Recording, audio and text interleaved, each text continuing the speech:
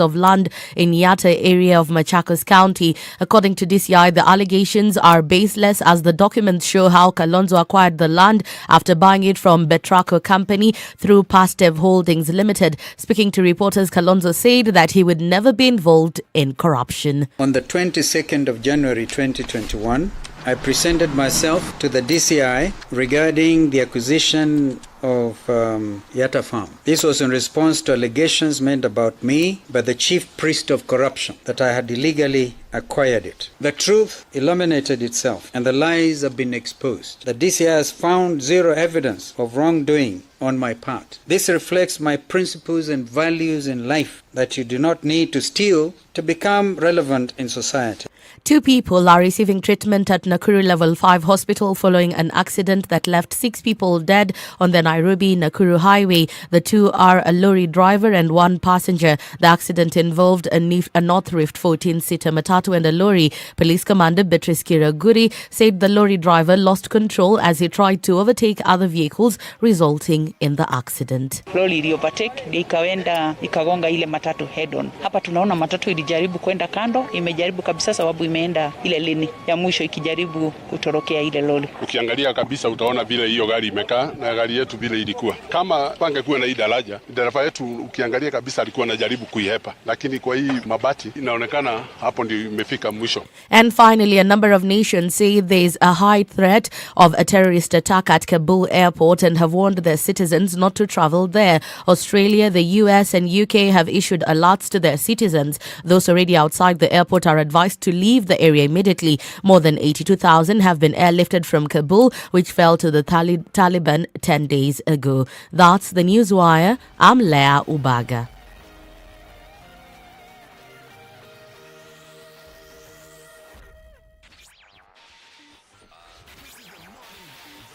The following takes place between 6 a.m. and 10 a.m.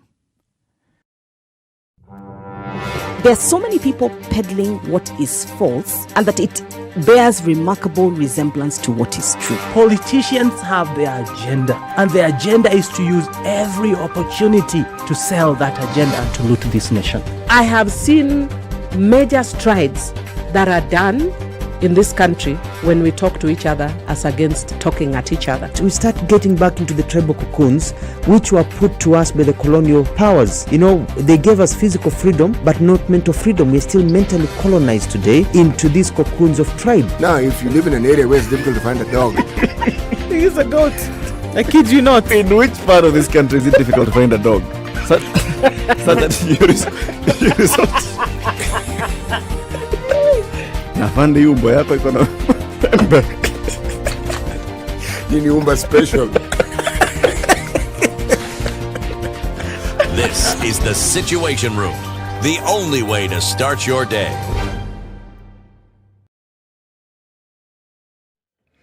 All right, what are we looking at this morning? Quite some traffic already on Mombasa Road, and that's building up, getting towards the SGR this morning. It looks like it's going to be that day. Okay, getting towards the tail end of the week, but traffic has not let up in any way, at least for now. Looking at other parts of the city, we're looking at the Thika Superhighway already building up as well. And also coming out of Westlands, we're looking at some traffic this morning. Keep an eye on things. Hopefully it doesn't get too crazy. But when it does, we'll be here to let you know where you should or should not go. Help us out this morning as well. SpiceFM KE on Twitter. Text on 40127. Let's get this Thursday started right.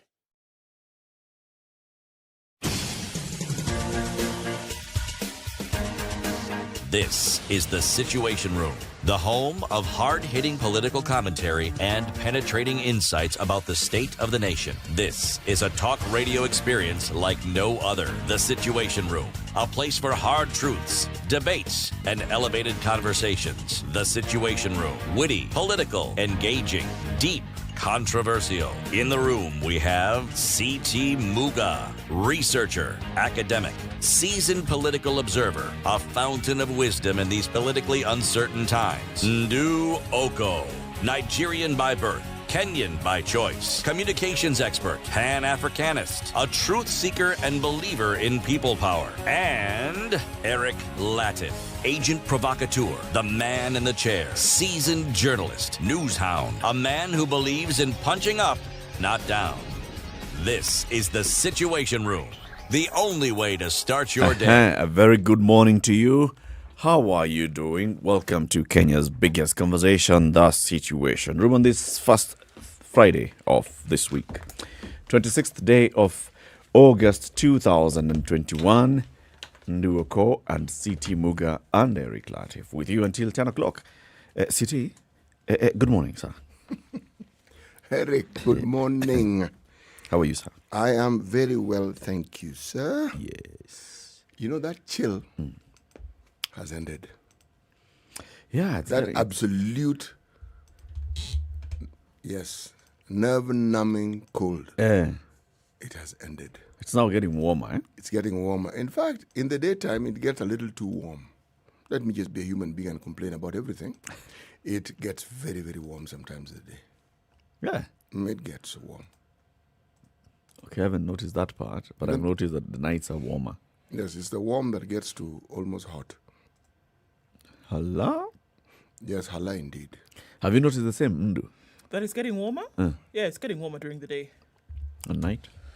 It's actually getting warmer at night. You know, for someone like me who prefers the cold, it definitely notice when it gets warm.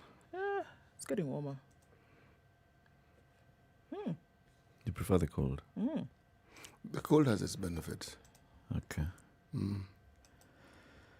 Okay. Nisawa. So good morning, how are you? I'm fine, thank you. Yes. Good. Yes. I'm glad to be here. And I give him praise. It's good to give him thanks and praise. So we have conversations today. At 8 o'clock, we'll be joined by the chairman of the National Assembly Committee on Standing Committee on Public Investments. And this is Abdul Nasir. He'll be here. This is the committee that for the last, 75 years has been investigating the KEMSA scandal. 75 years ago, KEMSA didn't exist. Yeah. What they were investigating are KEMSA lookalikes. Oh. Yes. So they've just been evolving. Yes, with a common thread being explained by just one word, scandal. So they're still at it, and so he'll be here to tell us, hey, why is it taking so long? We keep asking that question. Why are these investigations taking so long? And then what else does the Public Investments Committee also deal with? In those very good days when the opposition was very vibrant in this country, two committees were very, very vocal. Public Accounts and Public Investments Committees. Why? Putting the government on toes. You know, as you said why, and then you repeated why, it reminded me of a song by a group that was very vibrant in the time of my youth. It was called Osibisa. Yes, they had the song, Why, oh why. And then they went, oh why you shot him down. I'm not going to sing, so do not think. Come on, I'm not going to wax lyrically. Just do the chorus. Or is it called a hook when it comes to such songs? Please. Chorus in Kenya. Words, why, oh why, tell me why you shot him down. Osibisa. It does nothing for me because I don't hear the tune. So, do Hum some it. justice. No. Soundtrack. Such a wet blanket, City. It's not that. It's soundtrack. Wet blanket. Osibisa. Where was that group from, though? Mixture, but predominantly from West Africa. Ndu had an uncle in that band. Uncle Agiliga. Osibisa. Then there were cousins from Ghana, or say Mensa, for instance. But it was an extremely vibrant group. Yeah. They came long before Kassav. Yes. Yeah. So then at 7 o'clock, we'll have another conversation, which is about cervical cancer. So the government announced when Cecily was actually still the Minister for Health, right? An age ago. Yes, that were rolling out the cervical cancer vaccine. Wow. Vaccine to teenagers. And how far has that spread? So we'll be joined by the chairperson of the County First Ladies Association. Did you know that that's something like that existed? I now know. Yeah. Because you've mentioned it. Yes. Actually, I have read about it. I have read about it. But I am glad that the person who actually sits on that particular chair will be here. So all the questions that I've had in my mind can be explained. Okay. So she'll be here at 7. Meanwhile, let's start with COVID, Manenos. Yeah, so if we're looking at the numbers, let's just look at Kenya to start off with. What was recorded or reported yesterday. So some folks are out getting their vaccines. It would be really nice if everybody in the little corner that you are in to get up and actually go and get it. So what we're seeing now is that there is data from the pre-registration system, and this will also be used to track who fails up to show for their second dose. So the committee is making sure that those who had received their first dose previously are being followed to get their second one. And then there's information about those that came in on Monday and asking people to really come out and get their vaccines. It's important, rather it's better for people to pre-register so that they reduce crowds at the health facilities. They developed a system which is secure and open to the public, and this is according to Head of Health Sector Monitoring and Informatics, Dr. Joseph Siteine. All right. So now if we're looking at Ahwale has also told us that the message that the media needs to take out is that people with chronic conditions need the vaccine. Okay? Chronic disease is not a contraindication for vaccination. It is a priority if you have any of those conditions such as diabetes, hypertension, and cancer. He says that they're concerned about the current misconception that persons with chronic diseases, including these 3, should not be vaccinated, and it is a myth, according to them. They're saying that please, even if you have these chronic conditions, come out and get vaccinated. This came out yesterday as the National Task Force was giving their report on what is currently going on. All right. So we also saw a number of COVID-19 cases yesterday reported, 1,258, sample size of 9,868. Puts Kenya's current positivity rate at 12.8%, with 36 deaths recorded over the last 30 days. So that is what we are actually looking at now. All right. Trying to look at world numbers as well. We'll look at that once the machine that I'm working on decides to come back on. But for now... Have we heard anything? So, the Moderna, the vaccines that arrived the other day, what's the plan? So, according to the task force, they have made it available in different health centers. Remember what they were doing a couple of weeks ago, when on a daily basis they would give us a list of where vaccines were available. So that's what they're doing now. And I believe every day, which I would like that it would be more mainstreamed, but every day they're sending out a list of centers now around the country where these will be made available. And I believe that starts today. They said they needed 3 days to kind of sort out everything. So today is now when we'll hear what is available where. Okay. I want to say again what we were saying yesterday.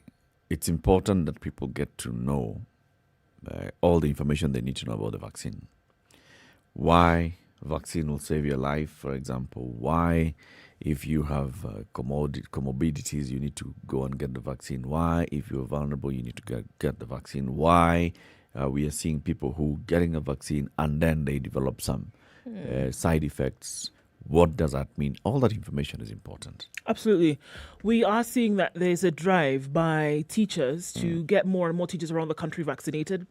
We saw that visit that the TSC and the KNUT made to the Ministry of Health, talking about their commitment to make sure that teachers around the country are vaccinated. It would be nice to see that more and more of those are actually done.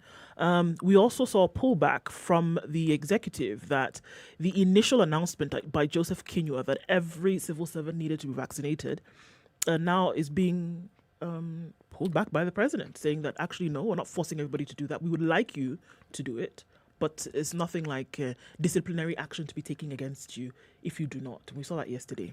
So that was interesting. This playing Mr. Nice Guy with this particular condition, in my mind, is really off, completely off. A public servant is somebody who deals with the public. Literally, that's what they do, okay? If you are making this cushy, nicey optional,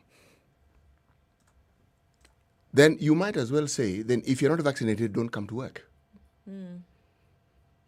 Because you pose a very direct threat to people who may come across you. Now, if you are it's like saying, let's extend the discussion. You work in a government hospital, you're a government employee. You're in the health sector. You really don't have to, take the vaccine.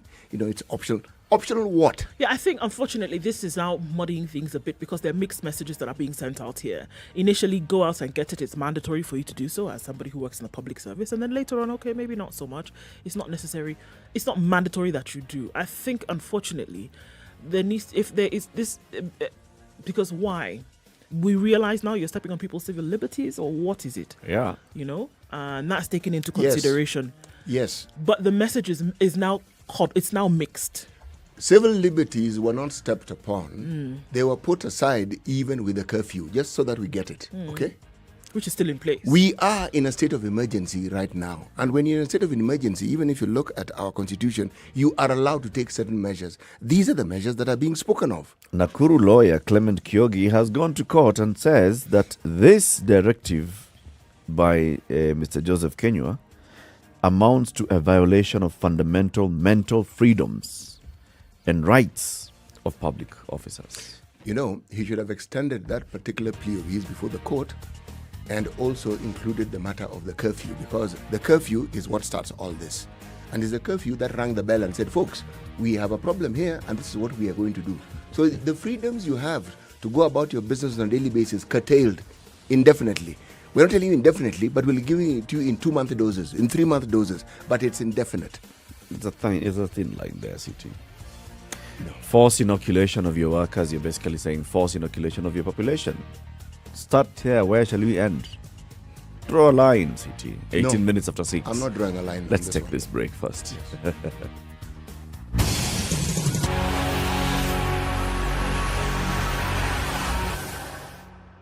This is the Situation Room, the only way to start your day. Spice up your life. 24/7, around the world, non-stop. This is SpiceFM. Hello. Halo, umesikia? Nimesikia nini? Hujasikia habari? Hebu acha nikuambie. Kile kimetokea. Hello? Hello? Hello? Don't wait for hearsay. Dial *550*1# to read the Standard e-paper from the convenience of your mobile phone for only 20 shillings from your telecom line, and stay up to date for a reliable source with over 100 years of experience with no additional data charges. The opportunities are here. Project X, the biggest youth empowerment project in Africa for young creatives, is here. Are you a model, a fashion designer, or a performing artist? Then this is the opportunity you have been waiting for. Register now for the opportunity of a lifetime by following @OpportunitiesAreHere on Instagram and the Opportunities Are Here on Facebook for more information and the registration link. Online selections begin on the 12th of October and registration closes on the 22nd of October. The Opportunities Are Here is a project by the Ethical Fashion Initiative in partnership with the European Union. Project X is co-produced by KTN Home and Vibes Radio. Classic soul, R&B, smooth jazz, neo soul, and nostalgic All right, what are we ballads. looking at this morning? 13 degrees and clear in Nairobi, highs of 25 and lows of 10. Cloudy conditions in Nyeri at 10, coming down to lows of 9. Quite a chilly day in Nyeri, highs of 23. 13 will be the low in Nakuru, where it's clear at 14, going to highs of 25. Clear conditions at 10 in Eldoret, with highs of 24.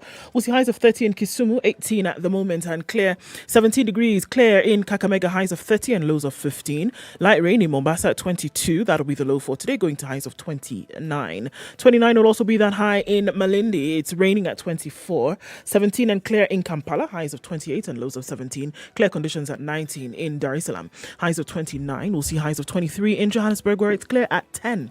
26 degrees and cloudy in Lagos, highs of 30 and lows of 25. 23 and clear in Kinshasa, going to highs of 32. We'll see sunny conditions in Beijing at 29. That'll be the high for today, going to lows of 17. Mostly cloudy conditions at 14 in Paris, highs of 21. 1, yes, and lows of 14. 18 will be the high in London, where it's currently cloudy at 16. And at New York, still Wednesday night, clear at 28. Highs of 32 today and lows of 25 with a foggy morning in tow.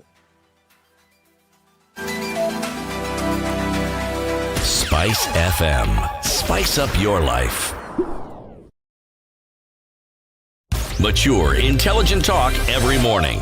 Spice up yourself.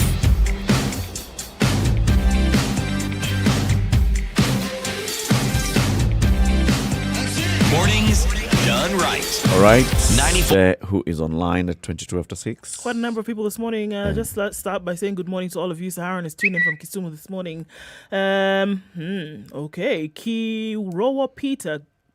Good big team. Warrior is listening. We are blessed to be here. Bless you all guys. That's Jatelo Vic. Chacha Robbie is tuning from Korea. And from Grenada, West Indies in the Caribbean is Desmond Blair. And he says, good morning. I'm listening from the Caribbean. Grenada, West Indies in the Caribbean. Oui. Muthui Isa Isaiah says Hapo Sawa. Migori is represented by Staka Saran. Chibawa Kualumba is also tuned in this morning. Norman Lefty says he's addicted to this program. Mombasa is listening. Benson Mumo morning as usual. Kelebogile Modise is tuning from Gauteng this morning. Good morning to you. And Kitengela is tuned with Diana Mburu. Johnson Odero, getting you loud and clear, listening to the show while traveling from Nairobi to Kisumu. Well, good on you. Pierce Ngulua tuned in this morning and says, talks emerge disturbing. Let's look at what's going on. Okay, which talks are these? But we'll see. John Rory tuned in this morning from Mombasa. And Edson Ashimbishiwe is tuning from Uganda. Waterman Jeffrey, it's been a minute. Where have you been? Minneapolis is tuned in. And tuned in from Mogadishu. Good morning. He's waiting to hear what's going on with the KEMSA investigation. Mount Kilimanjaro. Is that how I say it? Yes. He says he can see the view of Mount Kilimanjaro. From where? He is in Juja. Yes, he can. Yeah? This is Stanley Ngashi, and he's tuning as well. Asumta Larson is tuning from Denmark. And Elijah Parashu Kanchori tuned in from Makweni. Raphael says he knows this song, Why Oh Why. Why did you shoot him down? He says he knows a song of that wording as well, but it's from Uganda. Is it the one? Everybody else says good morning. Quite a lot of you tuned in this morning, so thank you for joining us. Asante Sana. Welcome to Kenya's biggest conversation. CT, today's proverb. Right. A baby cannot be heard crying in their mother's womb.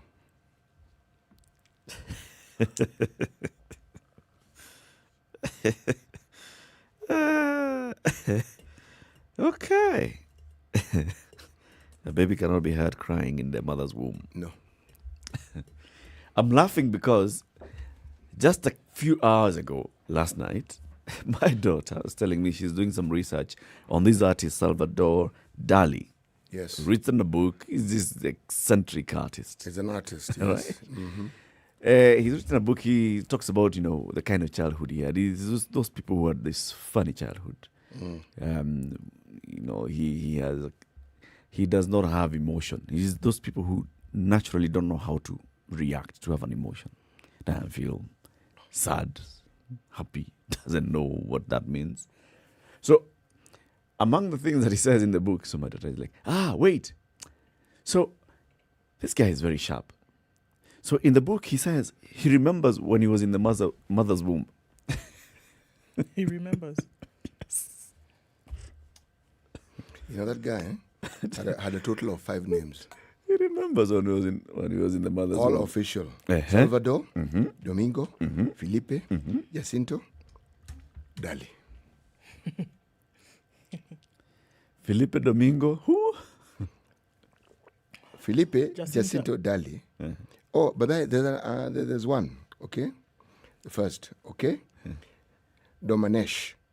He was the first Marquis of Dali. I mean, this guy, he was just not your average citizen. He was a Marquis for crying out loud. Yes, but by the time you read every name attached to him, 10. Count it, just one. And he was born in Catalonia. Way. Yes. Right. So that one, you could hear him in his mother's womb. Or he could hear himself, or he remembers himself in his mother's womb. Today's proverb again? A baby cannot be heard crying in their mother's womb. Tell that to Salvador, darling. Very good morning to you. Let's take a look at the newspapers. Do you have a telecom line? If you have a telecom line, you can access the Standard e-paper. Just dial *550*1#. 20 shillings daily, and this is deducted from your airtime. So what's in the papers? A disturbing thing. I must look at it. We keep talking about this drought thing as though, it's here, there, and not an issue. But it is. It's heat, hunger, and death for locals in drought-hit Turkana. And this is a current situation. It's not good at all. It gives the recounts of Alice Aliman, and she hears the sound of an approaching vehicle. And what she's hoping is not just a vehicle passing, but she's hoping that it's fresh relief food rations at Sopel village in Turkana County. They are few and far between, she says, the rations. As drought ravages the land, she walks out of her manyata with an empty sack, hoping the vehicle is carrying food. It is hot, with afternoon temperatures rising to highs of 39 degrees, and villagers have been left to their own devices in this unforgiving landscape. The elderly women and children have been left behind by men and boys who move around in search of water and pasture. On Friday, she was among more than 400 families who dashed out of their manyatas and gathered under an acacia tree to get a share of food donated by a well-wisher.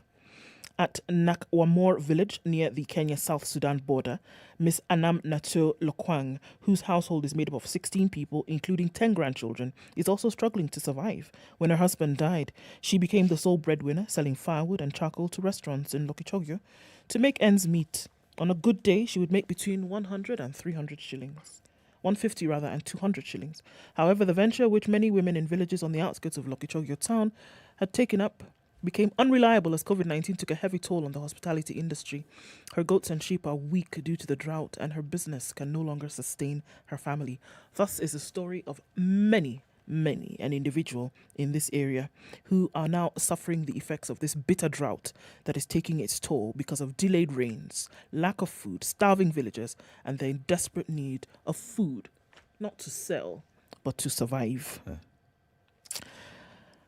This is what's happening just in one area. This is just one area in one county of the 10 counties that have been earmarked by the government. And yet, that story, yes, it at least gets a full coverage, full page coverage on page 3 of The Nation, but it's on page 3 of The Nation. Page 3 is where they usually put those, small, bizarre human interest stories. This is where this story is. Front page is all about politics. Race against time. The front page of the Standard, resign Uhuru's big dilemma over Ruto. Why is the dilemma? It's less than a year to go. It's been there for so long. From the outset, the president and his deputy's relationship was a time fuse given the DP's growing ambitions and Uhuru's agenda and succession plan. We explore Uhuru's options and lessons from past presidents, its vice presidents, given page 6 and 7. How much is being given to what's going on in the country about drought? Not page 6 and 7 of the Standard. This is the biggest national issue right now. Even the deputy president, the one who's being asked to resign, should actually be now responding with saying, look, I am mobilizing how we can feed the people. But he's instead telling Kingi to abandon plans to form a Coast Party ahead of 2022. That is what the deputy president is concerning himself with. He is a man on a mission.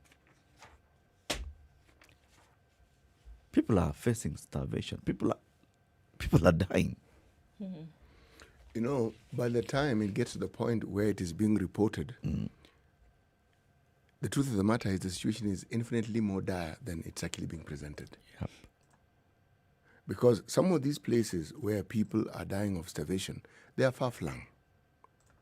And if you look at the focus right now of the national government and the people who play this national role at the helm of our politics, none of them seem to even have a moment to spare to consider this plight. They are concerned about everything else that has to do with their political parties, their political ambitions, their political futures, but not this. And all these futures they're talking about are supposed to be, at the apex, a representation of these very people who are dying, who now need representation and who are now not getting representation at the time they need it. So this representation that is being spoken of in the future, which one is it? And we have a today problem. Yes. Yeah, we have a today problem. Clear, immediate, present. Yeah. And all we're seeing, well, yesterday I saw the Cabinet Secretary for Devolution and the ASALs, Eugene Omalwa, talking about the kind of funds that they're mobilizing. But also I saw an officer from the Red Cross who's in Kwale talking about Kwale and Kilifi and the dire situation, for example, in Kilifi County, the vast Kilifi County. What is the governor of Kilifi County doing? He's talking about the time for a coastal party is now. That is focus. Really, people, really. Let's take a break. It's 28 minutes to 7. How are the roads looking like this morning? Did the matters improve after we gave feedback to Kenha? All right. So let's hear this.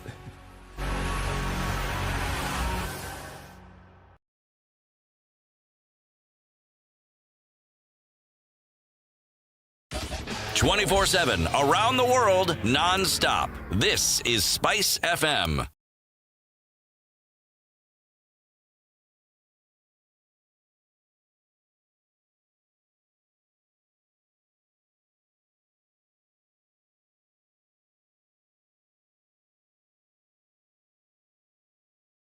The following takes place between 6 a.m.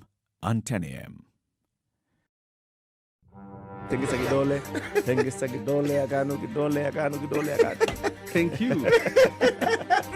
The political class, the contestants, everybody is trying to outsteal the other. Remorse is not taught in any school. Manners is something you get from your mother. You don't get it from your political party. Why are we so unfocused as a country? Why are we spending money and resources? Yet we have real challenges in this country. This coronavirus pandemic should teach us one thing, that universal healthcare is critical. Because at this point, whether you have a medical card that covers you, it doesn't matter. It doesn't matter. This is the... It's piling up on Mombasa Road this morning already, and we're seeing that it's going to take some time to get out of this one, guys. In and outbound, it's really, really building up. All right. Also looking at Jogo Road and getting towards the Makadara train station, quite slow as you get towards the roundabout. It's Kamkunji, so that's also taking some time. Not too bad then from Uhuru Highway out into the city. That looks okay, at least for now, but we know that it's going to build up. The Eastern Bypass looking pretty good. Use that as an option, getting round from Mombasa Road to Thika Road and in the other direction as well.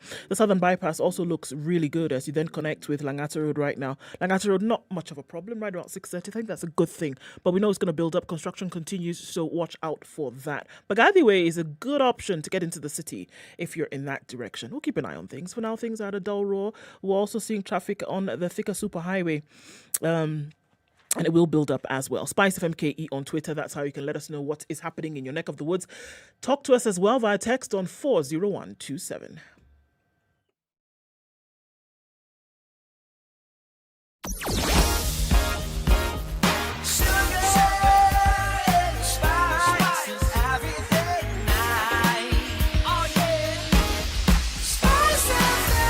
Spice up your life. Mature, intelligent talk every morning. Spice up yourself.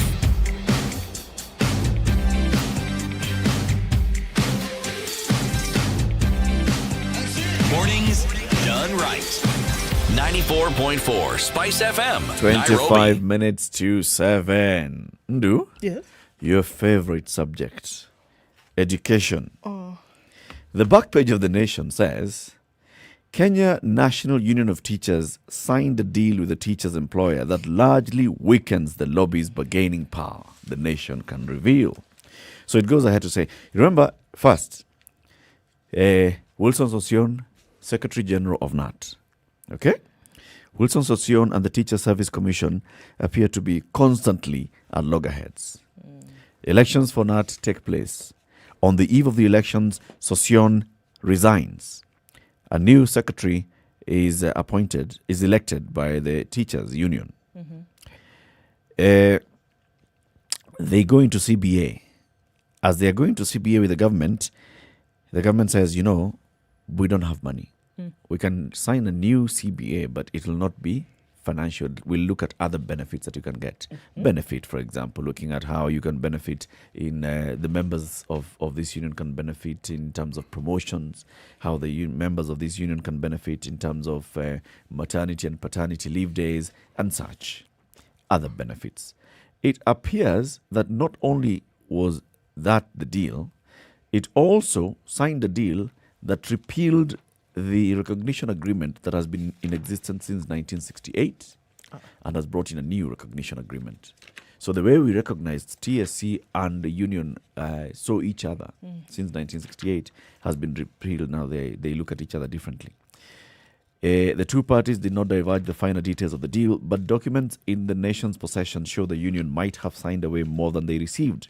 For instance, they finally agreed that members of NAT could now be promoted in line with the career progression guidelines that have been a bone of contention between the union and the TSC. In 2019, the union had gone to the Labour Employment and Labour Relations Court saying the employer is trying to use CPGs to promoters, but they did not want that, and the court agreed with them and said, use the scheme of service for teachers. But now they have agreed that to standardize the terms and conditions of service and align the grading structure with the job evaluation results of 2016, the union and the employer hereby mutually agree to replace the scheme of service for teachers and to formally adopt the provisions of CPGs as per the employer's circular number 7 of 2018. The CBA required the parties to review their decades-old recognition agreement and sign a new one that introduces the changes. The new document was signed on the 11th of August. Again, this was not made public at that point to members, although it had been ratified by the union's leadership. Among other things that it also says is that it limits the membership of NAT to only primary school teachers. And it also says that NAT members will not be head teachers. So head teachers rather will not be members of NAT. Yep.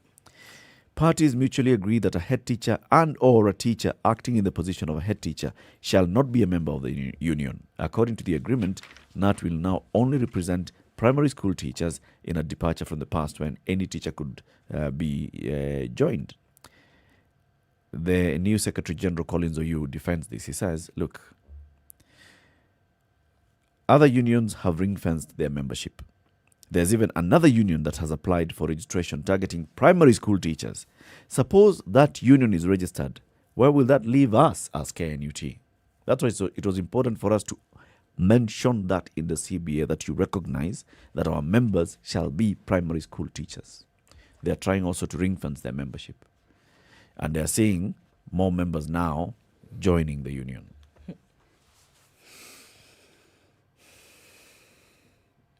You hear benefits? Actually, what I hear is life going on. People going about their daily business. People trying to earn their keep. People trying to determine their relevance. Because all this discussion ostensibly is about benefiting the members. So I am of the view that all these discussions are supposed to convince us in the reporting thereof that indeed people who belong to these associations have their interests catered for. Now, the reporting of this, the way the story is slanted, it shows as if the new leadership of NAT has sold the teachers. That is how it appears. You know, it's a secret deal that teachers signed, and they might have signed off more than they got. By signing away the fact that you can have any teacher being a member, by signing away over 10,000, how many head teachers do we have in the country? Tens of thousands of head teachers in the country, 80,000 head teachers. What are you saying? You're weakening your union. Your point is valid. I'm merely saying that the indication here is that the membership have their interests taken care of. Somebody may be whistleblowing, may be pointing a finger, that the discussion is taking place and they're trying to present. For this article to come into the light, clearly certain things had happened, and people who belong to that particular union and people who are in leadership, clearly they are not all in agreement as to what should happen where. Now, this is going to continue playing out. And we will hear more things about it. But I am a dog with a bone. There is an issue that I have refused to let lie. It's this matter of the vaccine. And I'm going to tell you why I've refused to let it lie. I decided to look up the definition of what we call a state of emergency and the emergency powers that arise from this state. He said it's a situation in which the government is empowered to be able to put through policies that it would normally not be permitted to do for the safety and protection of the citizens. A government can declare such a state during, I'm mentioning, a natural disaster, civil unrest, armed conflict, medical pandemic, or any other biosecurity. What am I saying? I'm saying that when the head of the public service makes an announcement, this is what actually got my goat. Surely, wasn't there a possibility of the president telling him, Joseph, please, this one, is it possible for you to engage reverse gears and say A, B, C, D on this particular matter, as opposed to this? But no, we hear of a report where the president comes out and literally, there is no if and but here, literally contradicts everything that the head of the civil service had said. Now, I don't know who it is, who these befuddled people are who advise the president on such matters. But what is it telling us? That this is not a government that speaks in one voice. And yet, we have a pandemic. There is no question about it. And the nature of a pandemic, it presents an emergency. Where did the president countermand Nani's orders? Where was it? If the head of the civil service says you must, and the president says you don't have to, no, that's countermanding. I'm asking, where is it that the president, where was he when he said, because I remember hearing something like that, but I just haven't seen it, for example, written in the papers. Where was it? We'll find Was it during the interview with the editors? Because I don't think so. No, I actually heard it on radio myself. I'm trying to remember where I heard it, but I heard it. I think I heard it in the news yesterday. Yes, I heard it, that the president has rescinded. They didn't say rescind is my word, but essentially, the president appears to have said, no, you don't have to. You don't have to. And they went, it wasn't a statement, it was several statements explaining that particular position. And the president doesn't say things unless he's advised by people who are supposed to advise him on these matters. Yeah.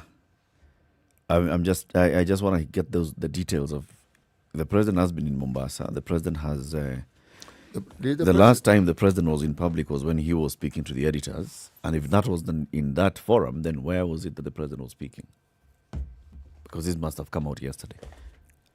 Well, we'll look at the details and we'll find it. And yesterday, the head of public service had sent his representative to court to defend him against that case, which has been filed by a lawyer from Nakuru, Clement Koigi. And the head of public service, Joseph Kenywa, was defending himself from the accusations of forcing public officers to take COVID-19 vaccine, saying the campaign to have all inoculated is in public interest. He explained that employees who serve the public are likely to infect more citizens or get infected from their offices. It's in public interest that all public servants be vaccinated so that the rest of the citizens can be protected from the infections, and further that the public officers can stay in good health and continue rendering services to the public. This was his defense in court. P.S. Joseph Kenywa. Now, I think the crux of what you are saying is it right to order public officers to get this vaccine? I'm saying yes. I think so. I'm saying yes, not just Where yes. do you begin and where do you end when it comes to rights? Pandemic, disaster, an emergency. That's where you begin and that's where you end. If there's no emergency, you have absolutely no leg to stand on such a matter. There's no emergency. There's no cause for danger. And you can't just come and force people to do something. But we're looking at... There's an emergency, but there's no country in the world that has forced people to do it. Okay? Yeah. There's an emergency, global emergency in this country, but the president, even the president himself has said many times that this is voluntary. The health CS has said many times it is voluntary. In the US, people have gone to court on similar matters where you have governors who have actually issued edicts that people must, and they've been taken to court. Yep. And the argument and the discussion that we're having is also being had around the world. All right? But remember, I premise my discussion and argument on one simple point, The fact that we have a curfew tells you the state that we are in. And from then, everything else that follows is in tandem with that particular situation that has brought about the curfew. That really is my contention. That's okay. I can understand the curfew of you telling somebody, this is what we're going to do to take care. I can also understand saying that for you to be allowed to eat in a restaurant, you must observe certain measures. I can also understand if we get to a point like France where they say for you to appear in these public places, you must show that you've been vaccinated fully. Mhm. I can understand. But I cannot understand when you say you must then get vaccinated. Draw a line. It's for public servants. It starts there. If a government can order public servants, it can order anyone. Actually, no, not necessarily. The terms on which the government relates to the people it employs is very different from the way it relates to other citizens in the country. We all live in the same country. We all are subservient to the same laws. But the truth of the matter is somebody who is your employer has certain rights over the work environment Those in which rights you ply your should trade. never, ever trump your civil liberties and rights. But Eric, the curfew has already done that. The Standard Group cannot order me to get vaccinated. The Standard Group is not the government. No, I'm saying, I'm the employer. You're talking about employer relations. My specific reference... You brought it down to employer-employee relations, not government. And that's why I say, if it's government, it means that government can order Kenyans to get vaccinated. It should not order Kenyans to get vaccinated. Eric, I don't see why it is you are insisting on misrepresenting what I'm saying. I'm saying... Because you're saying the same thing and then going around on your own words. Stick to one thing, CT. The government Are you saying the has government every as an right- employer or the government as a government has every right to order Kenyans to get vaccinated? But Eric, the government is not one thing. The government is an employer. The government is an overseer. So choose one. No, I don't. This is the point. You are Okay. insisting I choose one. And I'm saying I don't have to choose one. So fine. So the government, as the government, can order Kenyans who work for the government to get vaccinated. Can the government order a curfew? Yes, Let's it has start ordered a curfew. Then, what else can it not do with the curfew? It cannot order you to take vaccines. Okay. All Meanwhile, right. yesterday in Let's Dar es go on. Salaam, Yes. there was a man, aged 30 years old, Yes. and he killed 4 near the French embassy in Dar es Salaam. All right. The United States, off the cup of that, then has said that its citizens need to avoid Oyster Bay and nearby estates. Tanzanian security agencies are investigating the motive behind the killing of 4 people by a gunman before he was shot dead in Dar es Salaam yesterday. The man, identified by police as a 30-year-old Hamza Hassan Mohammed, chose one of Dar es Salaam's most secure places, hosting diplomatic missions including the Kenya High Commission, the French, Russian and Japanese embassies, as well as regional banks. Inspector General of Police Simon Siro said Mohammed killed 3 police officers and a security guard before he was shot dead near the French embassy. Siro said the motive of the attacker is unknown, but did not rule out connections with the insurgency in neighboring Mozambique. Tanzania's southern neighbor has been battling insurgents calling themselves Al-Shabaab. President Samia Hassan Suluhu condemned the act and consoled bereaved families. I condole with the police force, the families of the 3 officers, as well as that of the private security guard from the SGA company who lost their lives when an armed man attacked them near Salenda. The man has been neutralized and everything is back to normal. I direct police to investigate the incident. So it was actually quite scary to see that yesterday, that somebody would just walk out into the street in the manner in which he did and just start shooting. And then he was, brought down thereafter. But After killing 3 he had already police killed officers. 4 people. By the time they had arrived, he had killed 4 people.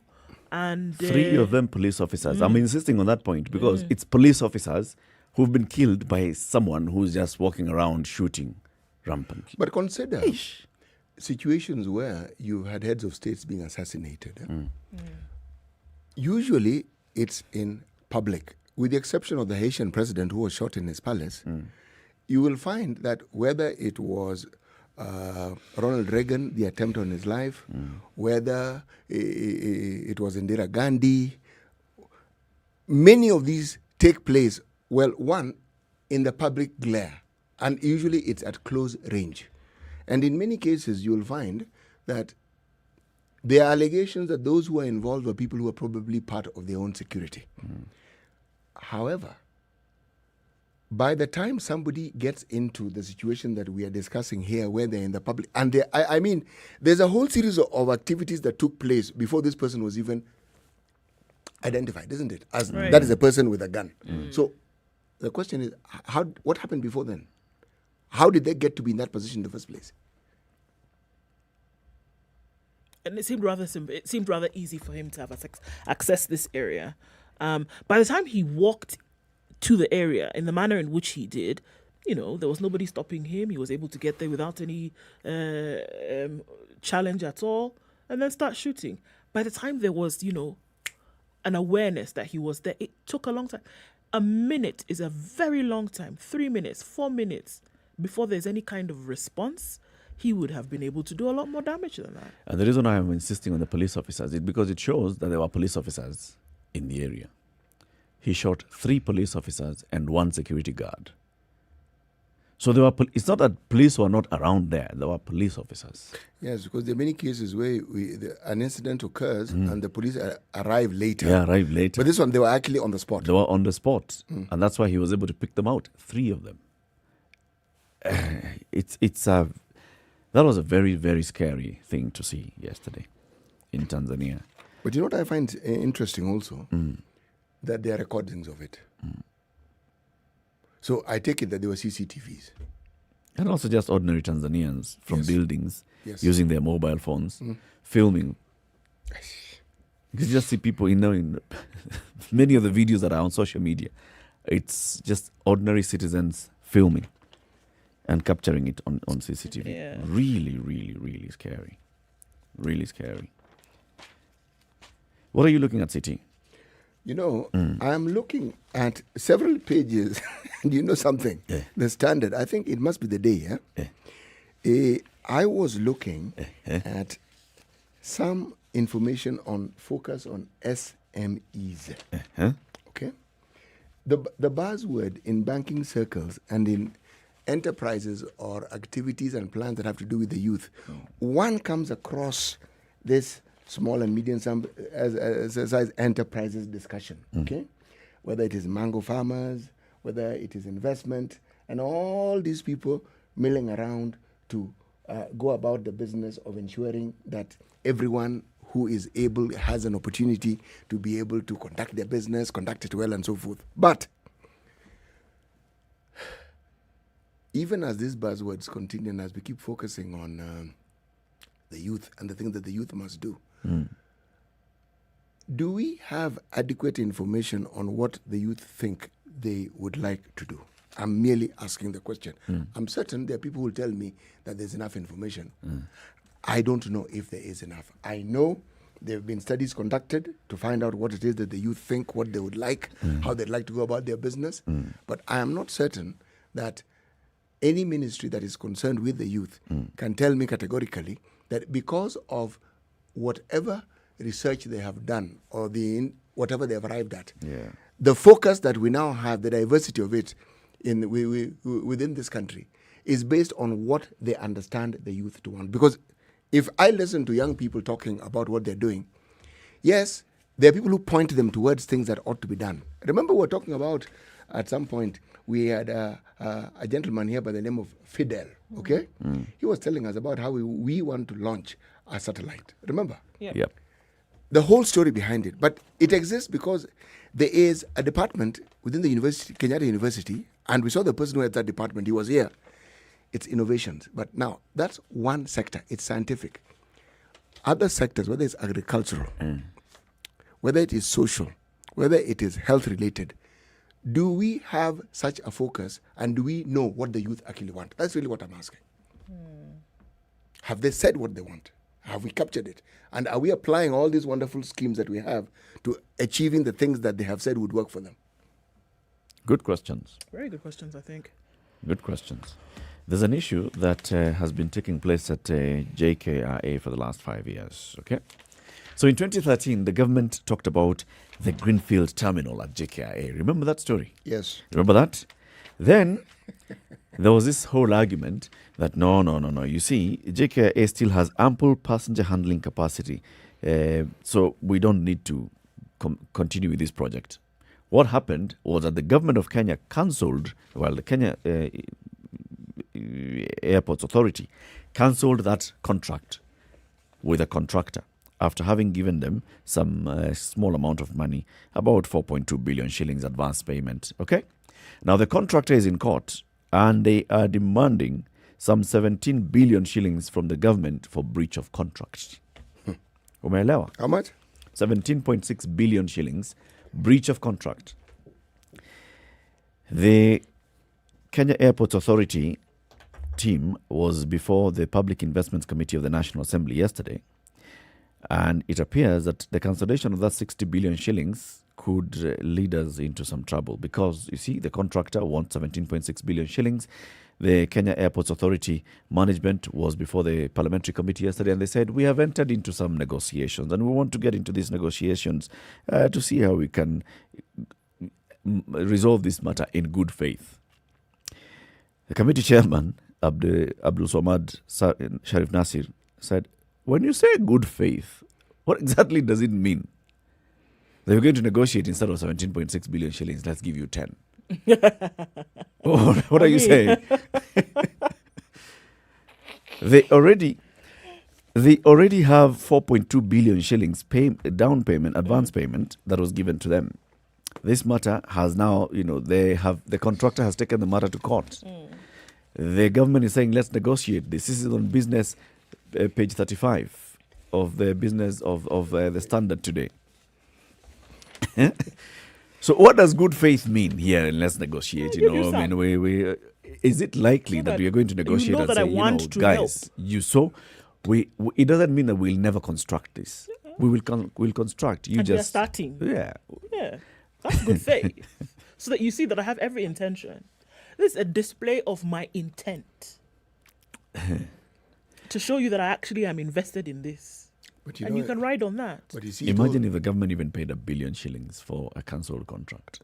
Yeah, but do you know how many cancelled contracts we have in this country? And how many bills we end up like this? Yes. You remember the discussion we had with some political luminary here about budget corruption is budgeted for? You actually get the impression that some contracts are entered to with the sole purpose of cancelling them at some point. Yep.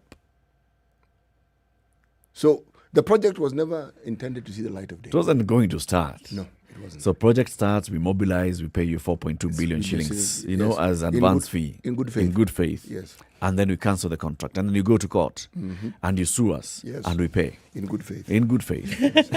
Hey, Guy Fafa.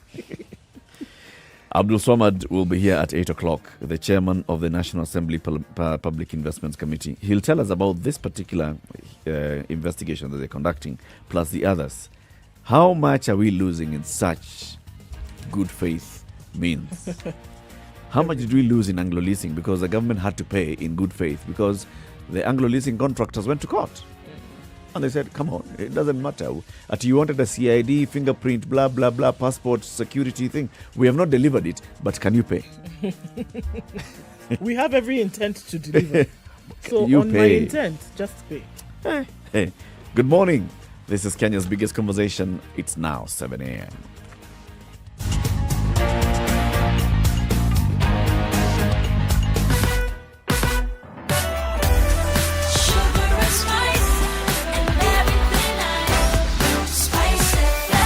Spice up your life.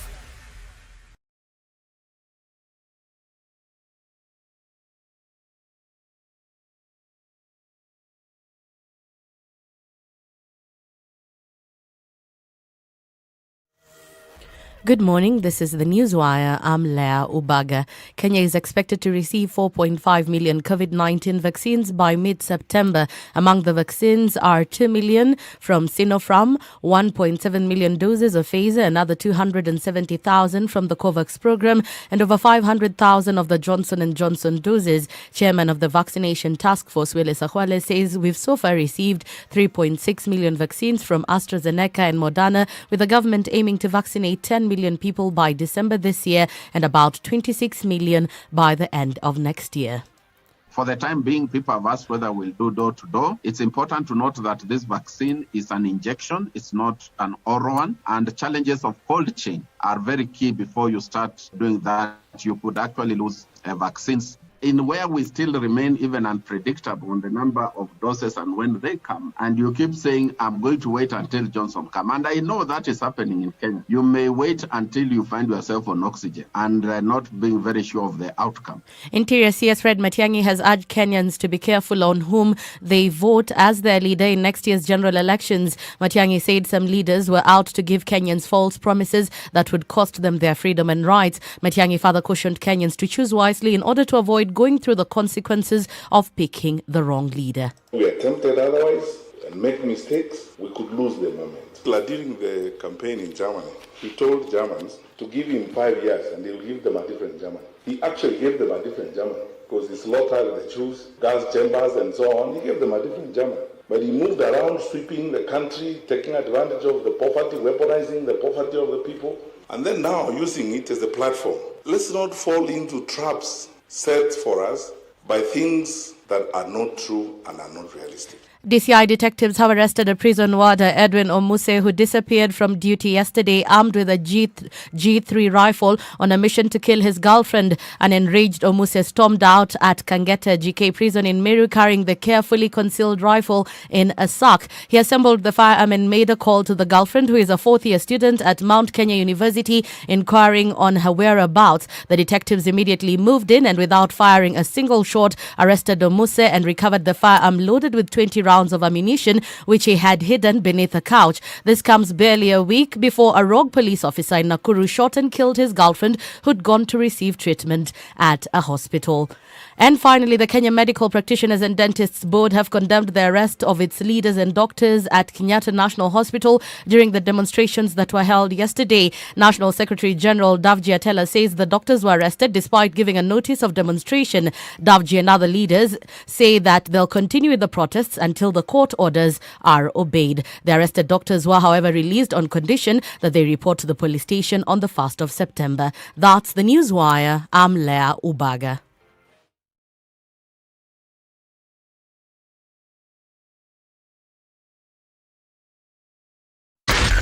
SpiceFM, Nakuru.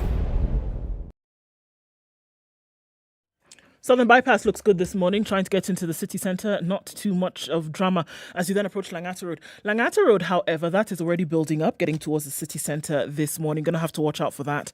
So if you know that you will be on Langata Road, probably the better idea is to leave early. Otherwise, you'll be stuck in that snarl up that has become a thing every morning.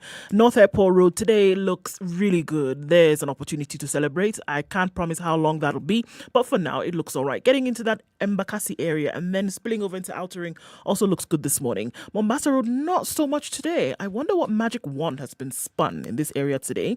It doesn't look too terrible, especially right now. Lunga Lunga industrial area, that's a totally different story. Also on Jogo Road, getting out into the city is slowing down considerably. At the Kamkunji roundabout, not too bad getting into town. CBD, a mishmash of traffic coming off of a thicker superhighway as well. You're going to get stuck right around the Pangani underpass, heading from Kiambu Road into the city. That slows down some as well. So just looking around, it doesn't look too bad this Thursday. Hopefully we can keep things manageable. But let us know, just in case we can't. SpiceFM KE on Twitter. Talk to us on text 40127.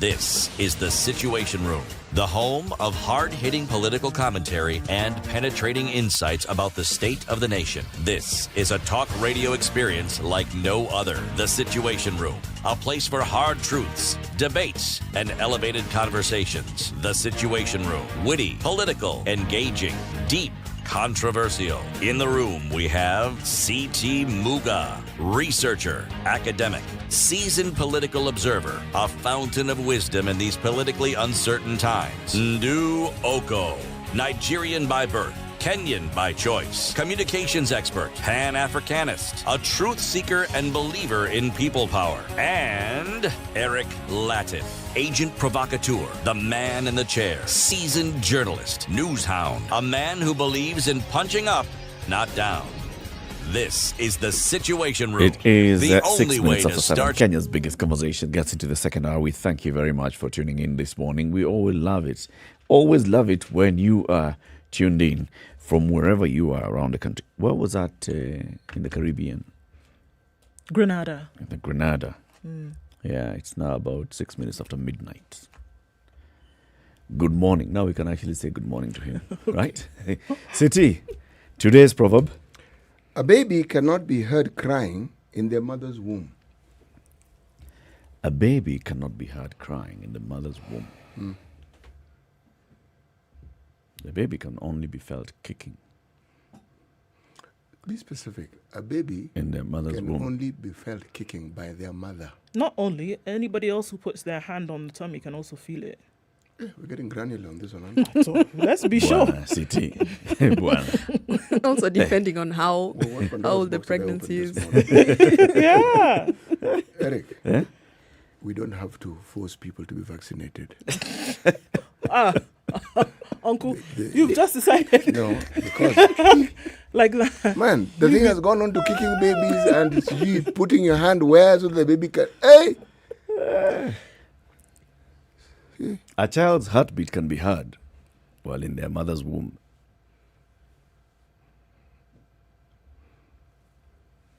Yeah. No argument there. Okay, Sawa. We've made peace, City. You know, at this rate, Where is this proverb from? You know what it's going to tell me? That the baby can actually see what's going on in the mother's womb. Now, this one, brother, it's an African proverb. It's an African one? Yes, it is. It's Africa-wide. It's Africa-wide. Okay. So let's talk about the HPV vaccine for young adults or children.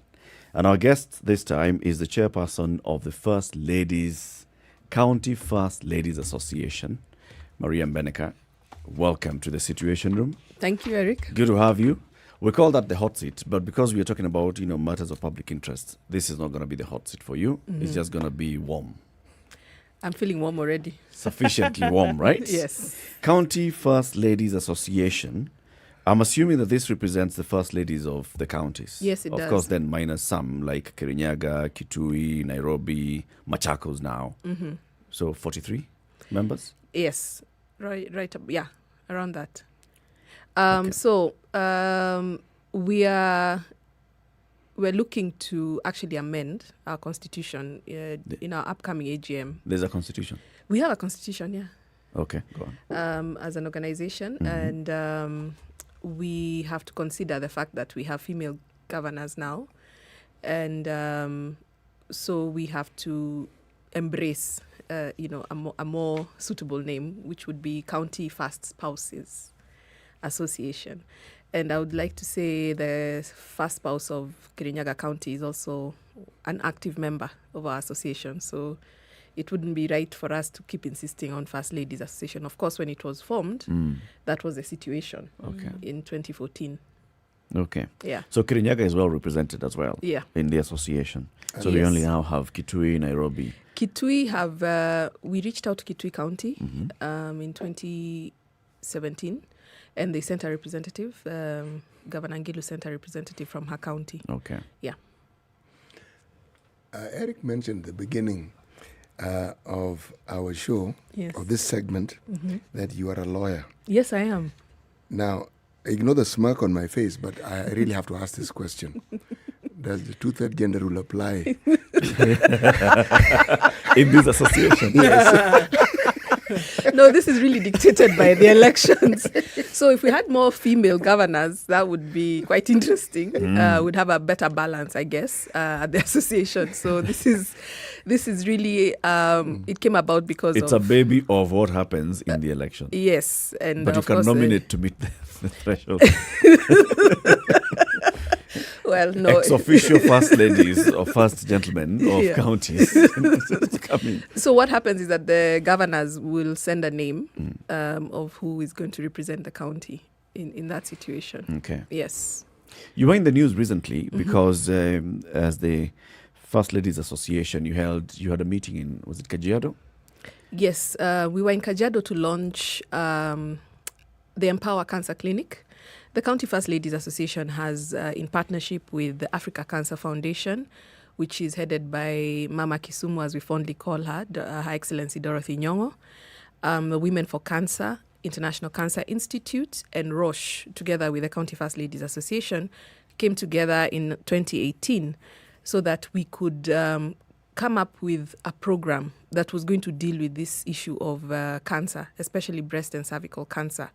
Because looking at the numbers then, it is true that there's actually a pandemic. It's a crisis in this country. And it was understated for a very long time.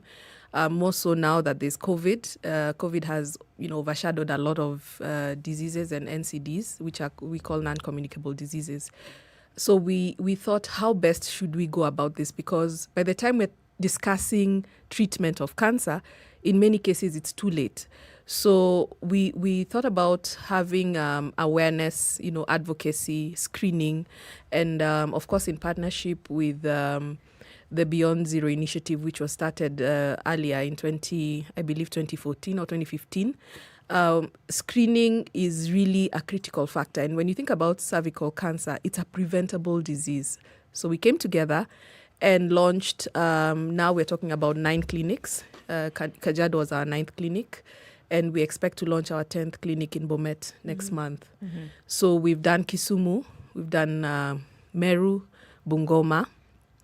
After Bungoma, we went to Taita Taveta, and then Makueni County, Laikipia County, Marsabit County, Kakamega, and Kajiado.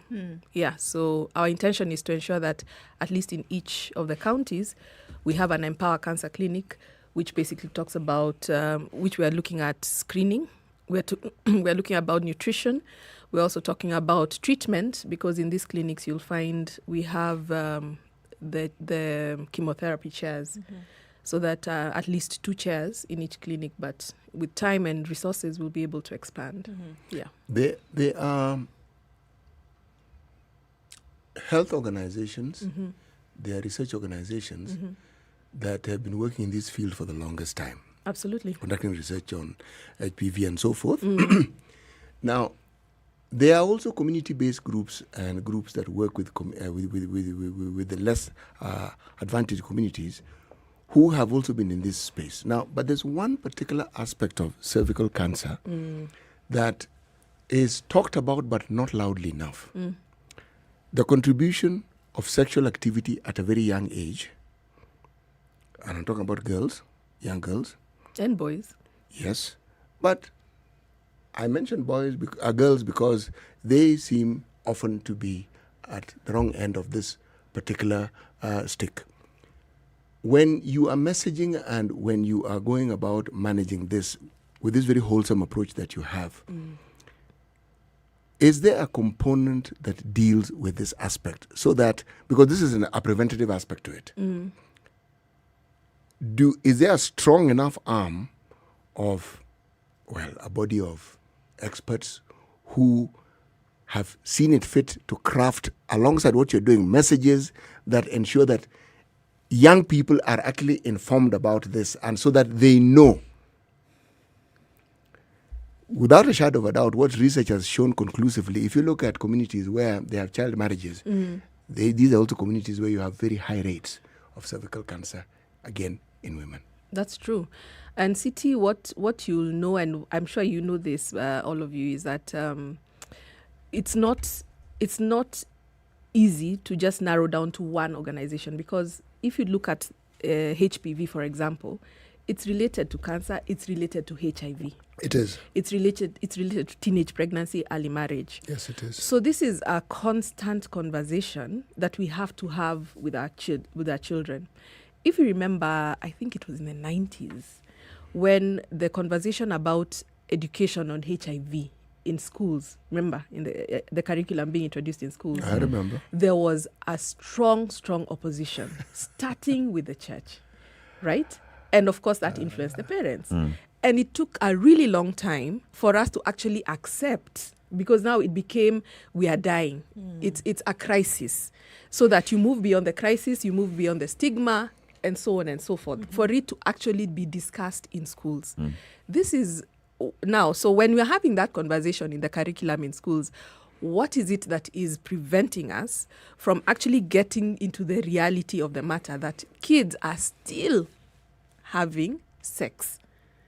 And if we're talking about introducing the vaccine at the age of 9, as early as 9 years, that tells you that by the time this kid is, actually the science shows that by the time the child, or especially the girl, is 15, the likelihood that the HPV vaccine will be effective is minimized. Up to the age of 26, you can take up to, I think, 3 doses. But if you catch it earlier, it's bound to be more effective. So there's a concurrent conversation to be had. You have to really join the dots and have a conversation around sexual activity. Where there's sexual activity or exposure, is it safe? Because by the time we're pulling the trigger on a vaccine, it means there are no condoms involved here, right? So there's such a convoluted way we approach it, in my view, as a country, that we really need to address and grab by the bullhorn. Because when we're having conversations about HIV, even in the workplace, where is it obvious that there's a policy around, the office, that people need to be safe? Yet people work together, office romance bloom, people talk about their biggest fear being pregnancy.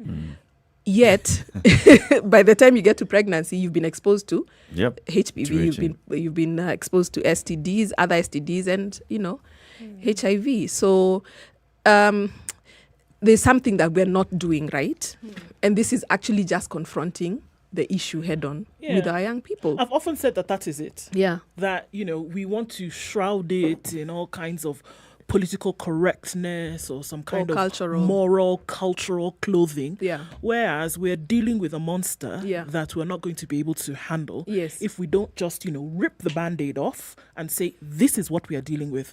Because in as much as several sectors would like to say different things, the church is going to say, and they have said very clearly, some sections of the church have said very clearly, look, we know that those who have been sexually active at a younger age and those who then have, especially girls, and then girls who have then gotten pregnant at a younger age, then are more susceptible to contracting cervical cancer. Yes. Right? Yes. Now, what they're saying is that once you give this vaccine, what you're basically doing is that you have given a cover to every young girl and boy to go ahead and be sexually active because they know that there is protection against this disease, which is now the problem that they have with this.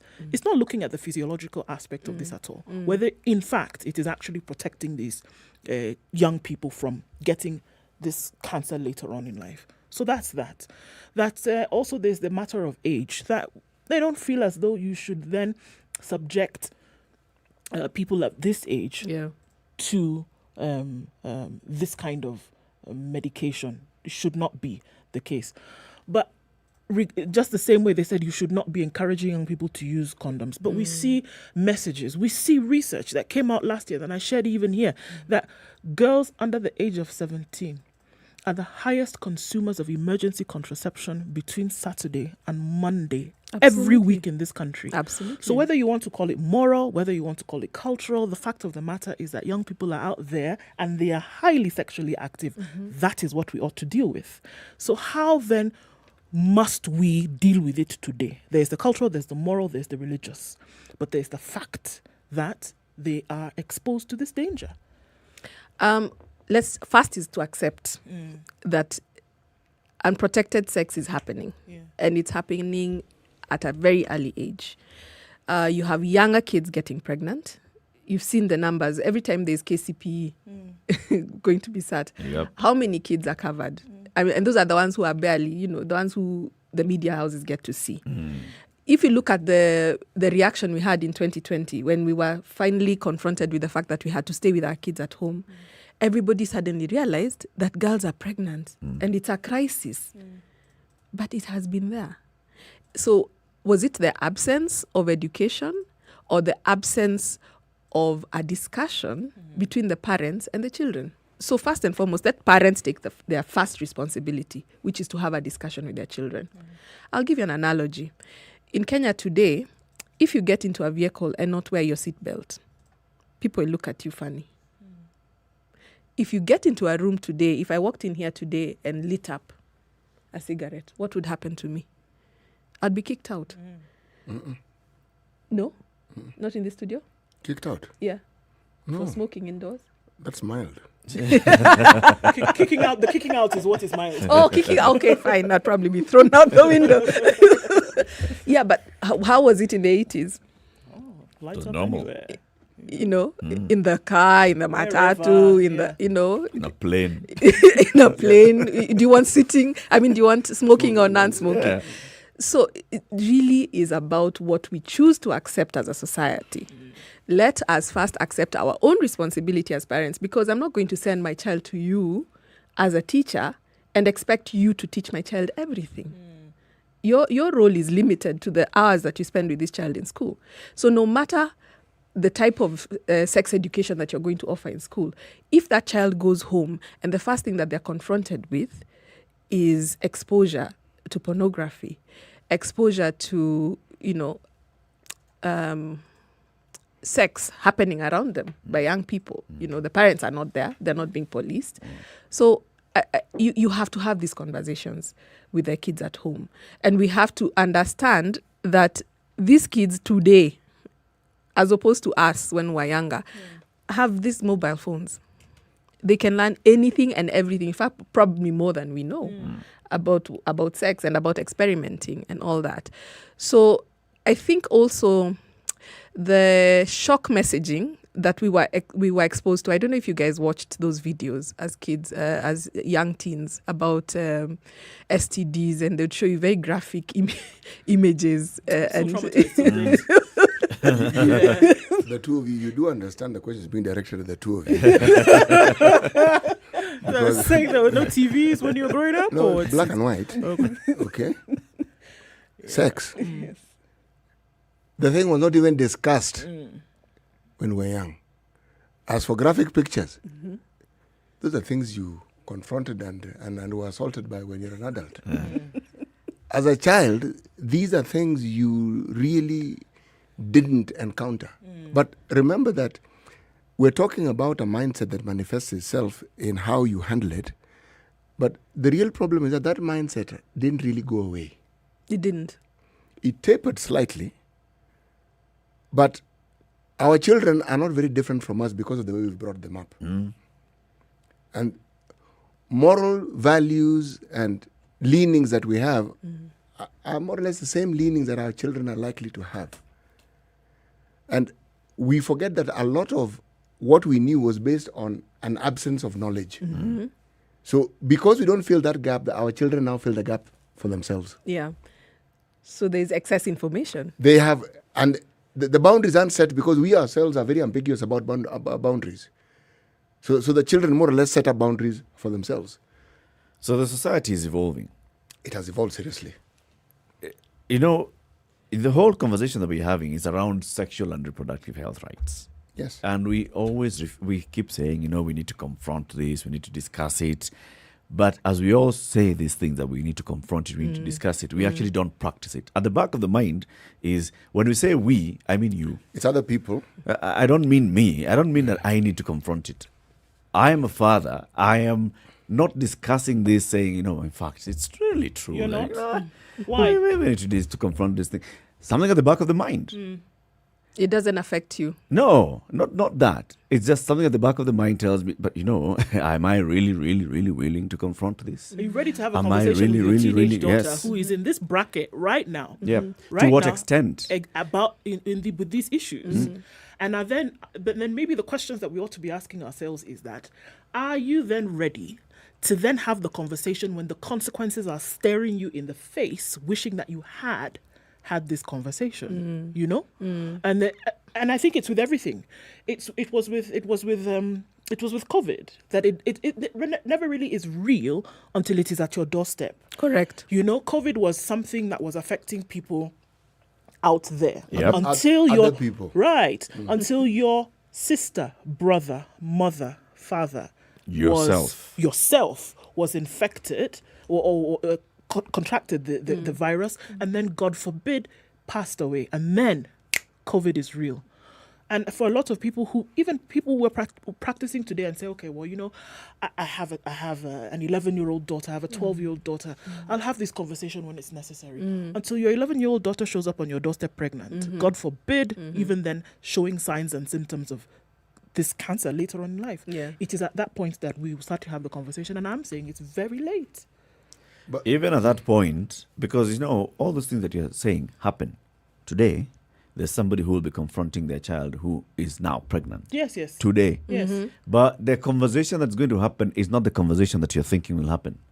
It'll be a conversation of, now these are the consequences. What happened? It's a blame. It's a blame game. And there's no point where this and it's the mother who is blamed. Yes. Definitely. And the mother blaming the daughter.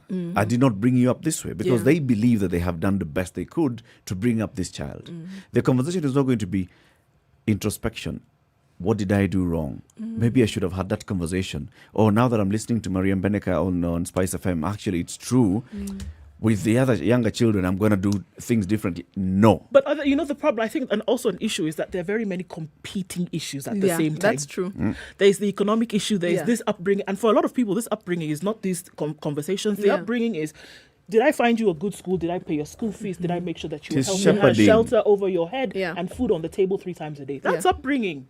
And remember, I did it, right? If you can't give what you don't have. Right. So if your mother never had that conversation with her mother, or even the education to be able to understand what this is and what it could look like, she's not likely to have that conversation with you.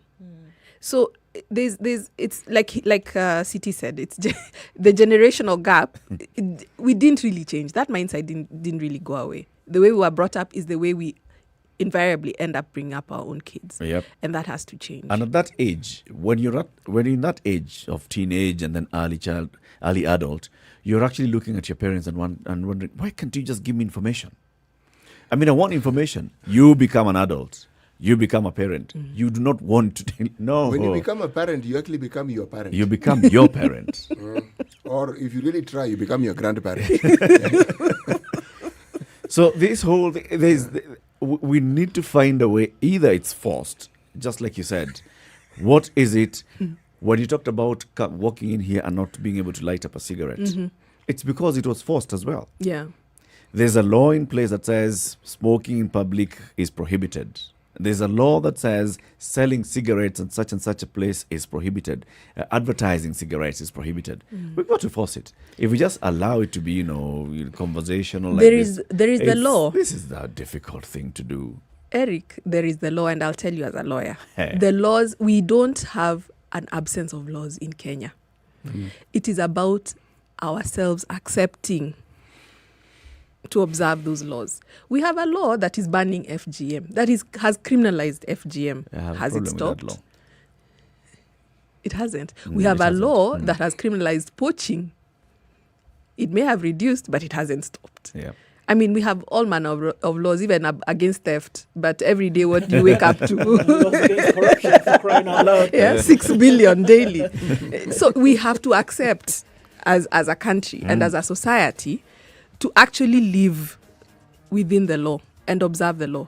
When it comes to these moral and social issues, there has to be acceptance across the board. That's why when we are talking about early marriages, now we've changed tact. Certainly in Laikipia, we're talking to the wazes, where this is prevalent. Because now it looks like when we're talking to the women and the girls, there was a critical partner we had left out. And you may have all these plans to eliminate and eradicate HPV. But if you don't have consent of the parents, if you don't have information reaching the parents and the children, then we're not going to do it. Actually, I'll get granular on this one. It isn't so much parent. The patrilineal nature of our society, if you don't have what we call buy-in from the men, that thing is not going to go very far. That's true. So this conversation has to include men just as much as it includes the mothers and the young people. Those so-called heads of families, they honestly have to be not just included in the discussion. They should be the pioneers of this many discussions. We should seek to understand, because a lot of the pushback we get has to do with what they understand you to be saying or what they misunderstand you to be saying. So if you don't understand this and you don't get their perspective and point of view, whatever you're spearheading or whatever you're putting in place is going to beat headwinds. That's true. Understand their concerns. Yes. Address those concerns. And that's why I have an issue with the FGM bill. Remember we discussed Yes, the we discussed FGM it. law. It's got to be holistic. It can't just be, one way. Come and cut. It's 7:30. Let's take a break though. Wait, no. Did that you was just the say wrong come pun. and cut? That was the wrong pun. Pun not intended at all. My friend, that one. Wow. Pun not intended at all. Hey. Wow. Mariam Beneka is the First Lady of Laikipia County. She's also the chairperson of the County First Ladies Association. We are talking about cervical cancer jabs for school girls. And this, we're talking about the ages of 9 to 10, 9 to 11? Starting from as young as 9, getting the cervical cancer jab. Yeah.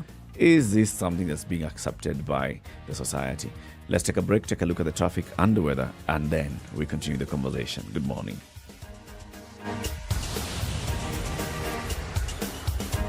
This is the Situation Room, the only way to start your day. Spice up your life.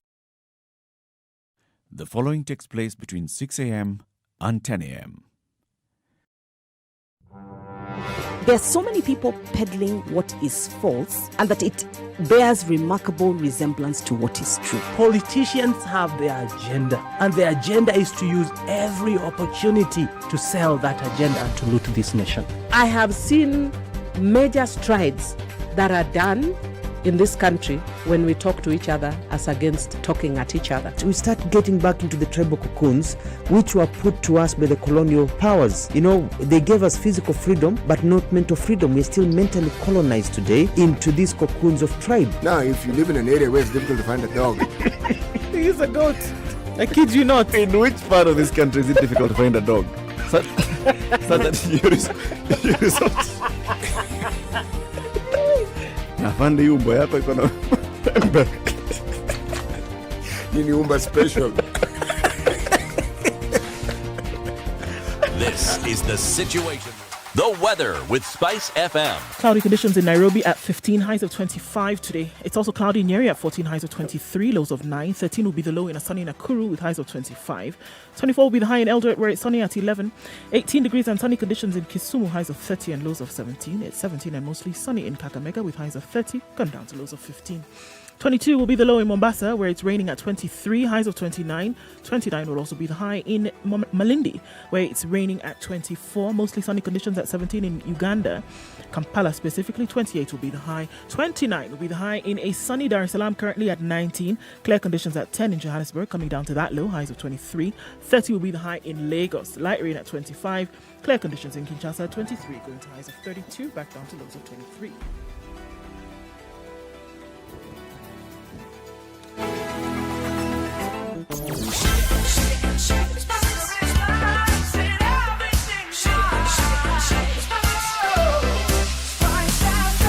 Spice up your life.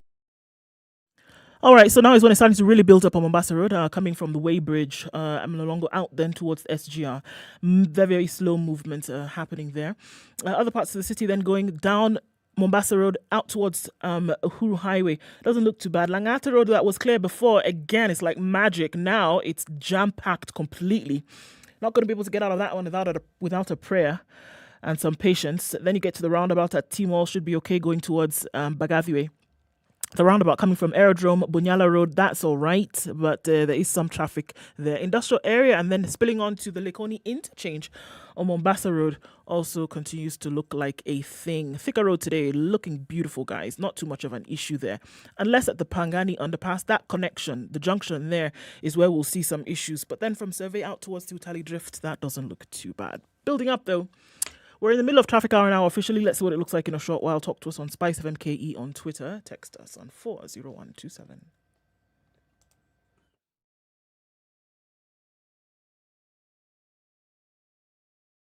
Spice and everything nice. All right. Okay. SpiceFM. Spice up your life All right. So also considering that we are still on the roads and looking at absolutely what is important to keep in mind, a message from NTSA and the European Union, which we should all remember. During this pandemic, we have to protect ourselves, our loved ones and our community. Prevent the spread of COVID-19. Remember, always wear your mask when you're in public service vehicles or in a public means of transport. Do not board a matatu or a bus or a train unless you are wearing a mask. Some things that we can remember to keep ourselves safe and also those around us. Usalama Barabarani starts with you. Fika Salama, message from NTSA and the European Union. Mature, intelligent talk every morning. Spice up yourself.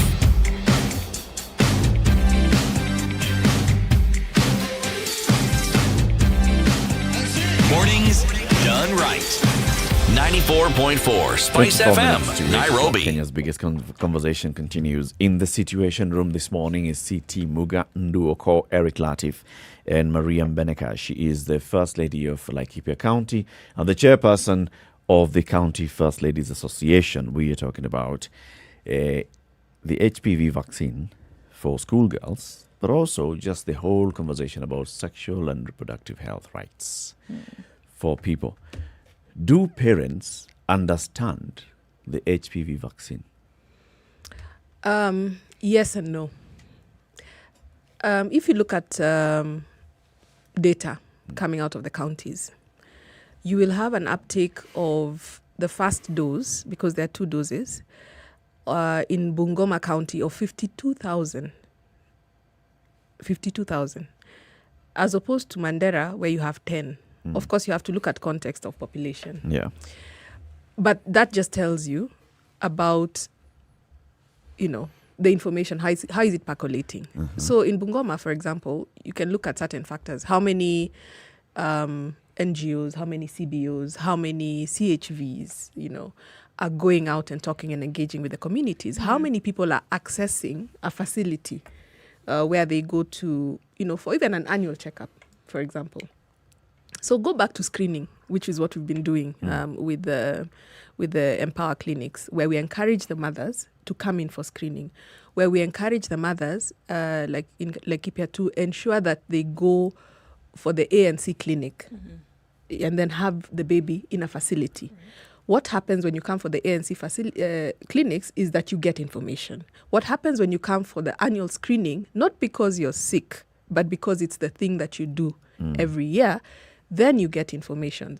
Where you have the community health volunteers going out into the community and engaging with the communities and having conversations beyond drinking clean water, then you have a more informed, community.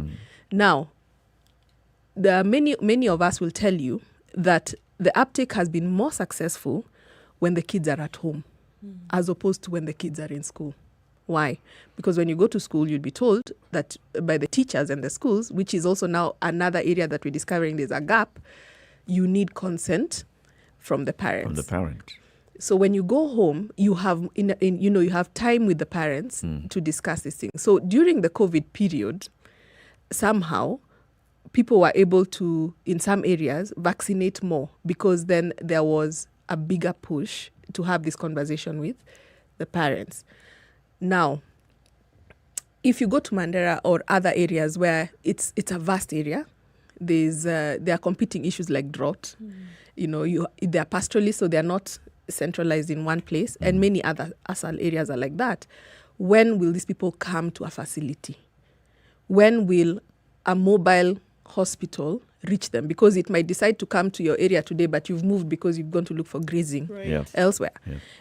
And so in those areas, then you'll find the opposite, that where the kids are in boarding school, you may be able to get a higher acceptance, because then they will accept that in the school, that they're making the right decision. So even by the time you think about getting consent or having these conversations, you will be dealing with a situation where you're already vaccinating because the kids are in one place. So there are competing interests here when you look at the counties and approaches. But where we've seen higher numbers, for example, in Bungoma, where you have 52, Kakamega 44,000. Nakuru is also doing well with about 30,000. Nairobi is terrible because the uptake is at 19,000 And if you consider the urban population in Nairobi. Have you interrogated why it is? So this is for me, my biggest concern here is that people don't seem to know. That's my biggest issue That's here. what I was asking, whether parents are aware of the HPV vaccine. And this was, the fact that it's actually in the national rollout vaccine calendar or program, meaning when you have your measles, your chickenpox and all these, at some point, when your girl is between 9 and 11, they should come up on the schedule. Exactly.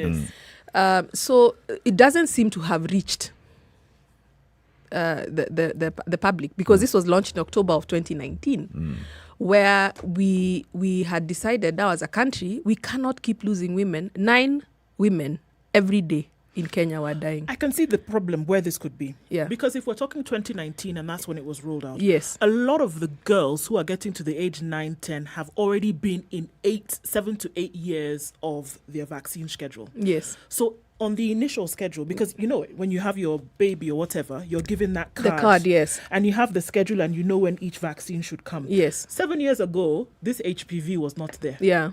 Right? Yeah. So by the time 2019, a lot of the girls who would have been getting it at that time had been through these 7 years of not having it on the schedule. So maybe there were some boosters that were given at the age of 5. Absolutely. You have another one coming up later. It was not there. So that would mean there would have to be a national communication about, okay, it was not on your schedule. Then we need to now have it there. Because you're likely to remember that this one is coming up if it's on the schedule. But time had lapsed. Yeah. A long time had already passed. A place like Nairobi, some of the big towns, have very huge advantages. Huh? It's a collaborative advantage in that if you look at the early years of research into HPV, they were actually done in Nairobi, the initial studies that were being done in places like Korogosho. Now, so it isn't as though you don't have a body of people who are informed. You do. But anytime you're dealing with something as serious as cervical cancer or any other disease, the only way you tackle it is a multi-pronged approach. It can't be we're going to do this. Meaning, you have to have an understanding with the Ministry of Education. I mean ministry, okay? Because you're talking about young children. You also have to have an understanding with all these NGOs that are proliferated right across this great city of ours and who do this work. Because the people you want to reach, they already reach these people. They already talk to these people. These people already know them. Yeah. That little inclusion of that particular segment is something that they can do a lot easier than anybody who's just coming up. Then there's the Ministry of Health that oversees some of the medical interventions that, again, you find in some of the big towns.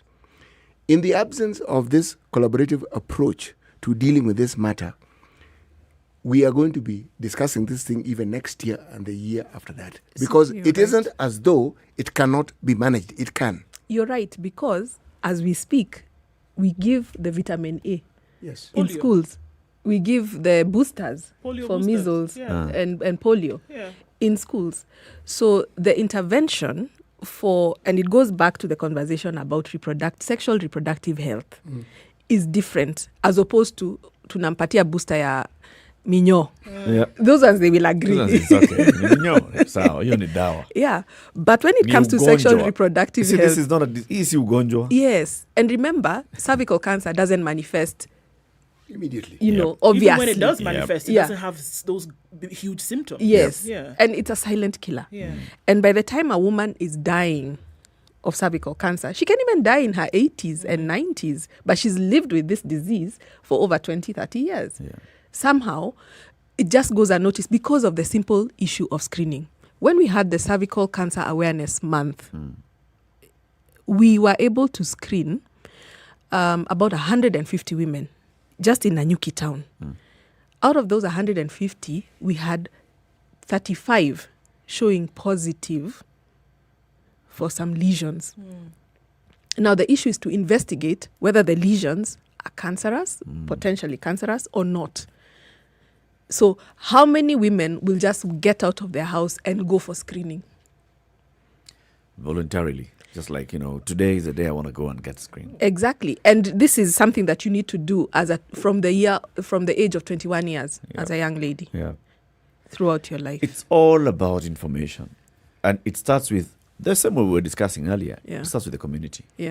if as a community, we first of all have a problem dealing with anything that has to do with sex in any way, whether it's in whatever manner, if we are not ready to do that, then we are not also ready to start inculcating that information in our young girls and young boys, so that they grow up knowing that, for example, when I get to this age, I need to start going for screening and this and the other. And destigmatizing the whole experience. Because even today, how many adult women who are aware of screening actually go for screening? Correct. How many go for the pap smear? And they'll say, my friend told me, and no. This is about, I think we have to work a lot harder than we are doing.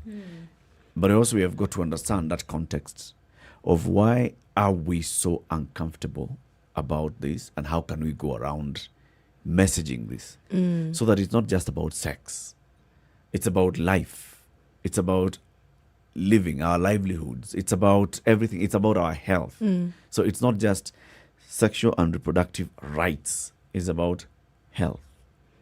And when you teach young people to accept or just about their bodies, just understanding their own bodies and taking responsibility for their own bodies, then you'll start to see a change.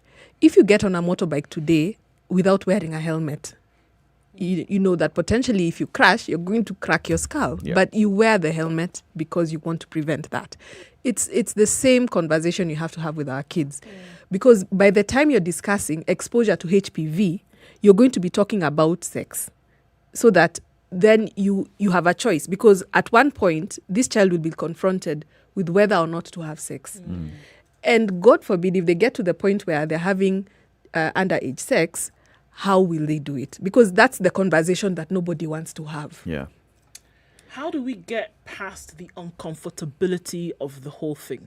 And then also, even in these messaging that we are giving, because I'm looking at it now, going from county to county, having these centers set up where screening can take place, where vaccinations can take place, getting people to come means that they're comfortable with the process. Yes. By the time they're going to come and get screened, by the time they're going to come and get a vaccination, they've understood the importance, they're now comfortable to have the conversation and then take action after that.